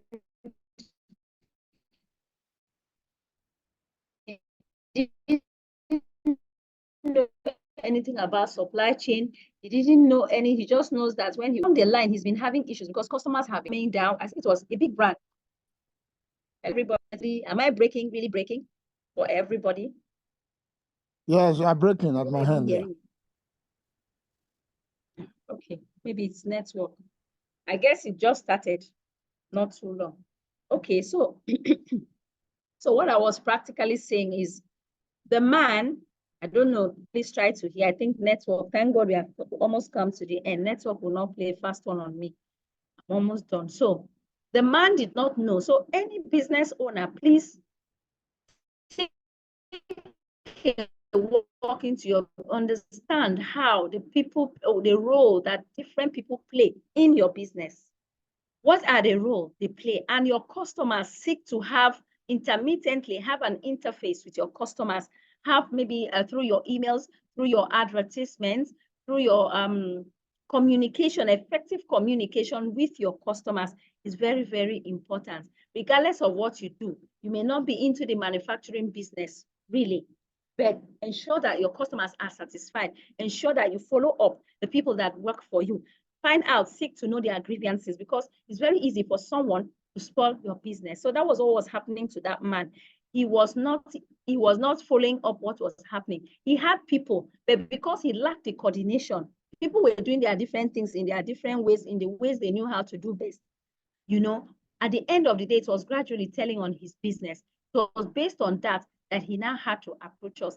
He had to approach us. And by the time we explained and unraveled everything to him, like we had to explain to him the nitty-gritty of everything, he now knew that there were so much lapses in the whole thing, that there were lapses in it. So practically, the need for us to be able to coordinate, to configure our supply chain, to align, do the proper alignment, to have occasional meetings and trainings for our workers is very, very, very important. You may just overlook it, but I don't know the people I'm talking to on this platform. I may be talking to people that own businesses as big as Amazon. I may be talking to, that's the thing with virtual, you don't really get to know. But I know that everyone here has a reason for being in this training, which the bottom line is to have the knowledge, maybe to establish a business or to know how to perform better in his or her own line of duty, and so on and so forth. So we should know at the bottom of our minds that our supply chain is very important. Let them at every point know what is expected of them. Treat them well. Because if you treat them well, you will be smiling to the bank. If you treat your workers well, they'll be happy to do their own aspect of the supply chain. And at the back of their minds, because they are treated well, they'll also understand and look at the holistic picture that when you are, excuse me, that when you eventually get what you want, that when you are satisfied and the customers are satisfied, the glory goes to them all, even though they are not the owners of the business. So that is practically what we are going to look at. So next week, Saturday, God willing, God keeping us alive, we are going to be looking at some very important topics that is already on your course outline: purchasing and supplier distribution. Very important. We are going to get to see how we can select and choose our suppliers. We see the importance of it necessary when we are selecting our suppliers. So on this note, I think we have come to the end of today's training. And in the absence of any questions, because I have been saying if there's any question, please drop it on the chat box. And secondly, I felt a little bit unhappy when I went to the group. I didn't see anything. Nobody did any homework. Let me say so. The participants did not do their homework.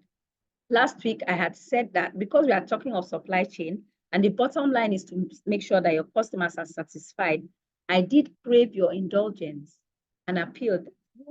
Go to the group where we have and drop your reviews there, drop your feedback. So, but I didn't see any.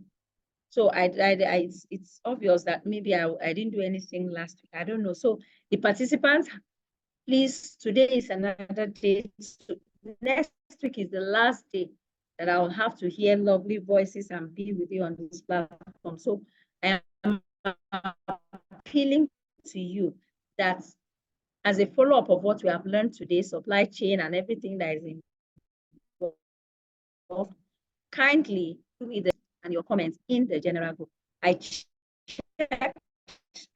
that day. I kept looking at the platform of supply chain management, and I was not very happy about it because I felt maybe the customers were not satisfied. But nevertheless, today is another opportunity. So please kindly do the needful because I'll be looking out for that as well. Thank you so much on the platform. I would like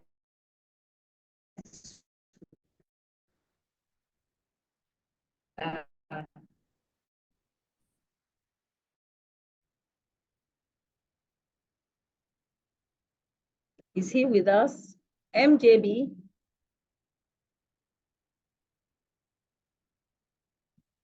Oh, thank you so much. Thank you so much, Mrs. Dorothy Kingsley. I appreciate you. Our participants, thank you so much. It has been a wonderful time. Today has been the second day, second day. Then we are concluding next week, Saturday. I want us to have a lovely night rest and a blessed week ahead. Bye for now. Thank you. Thank you. Bye-bye.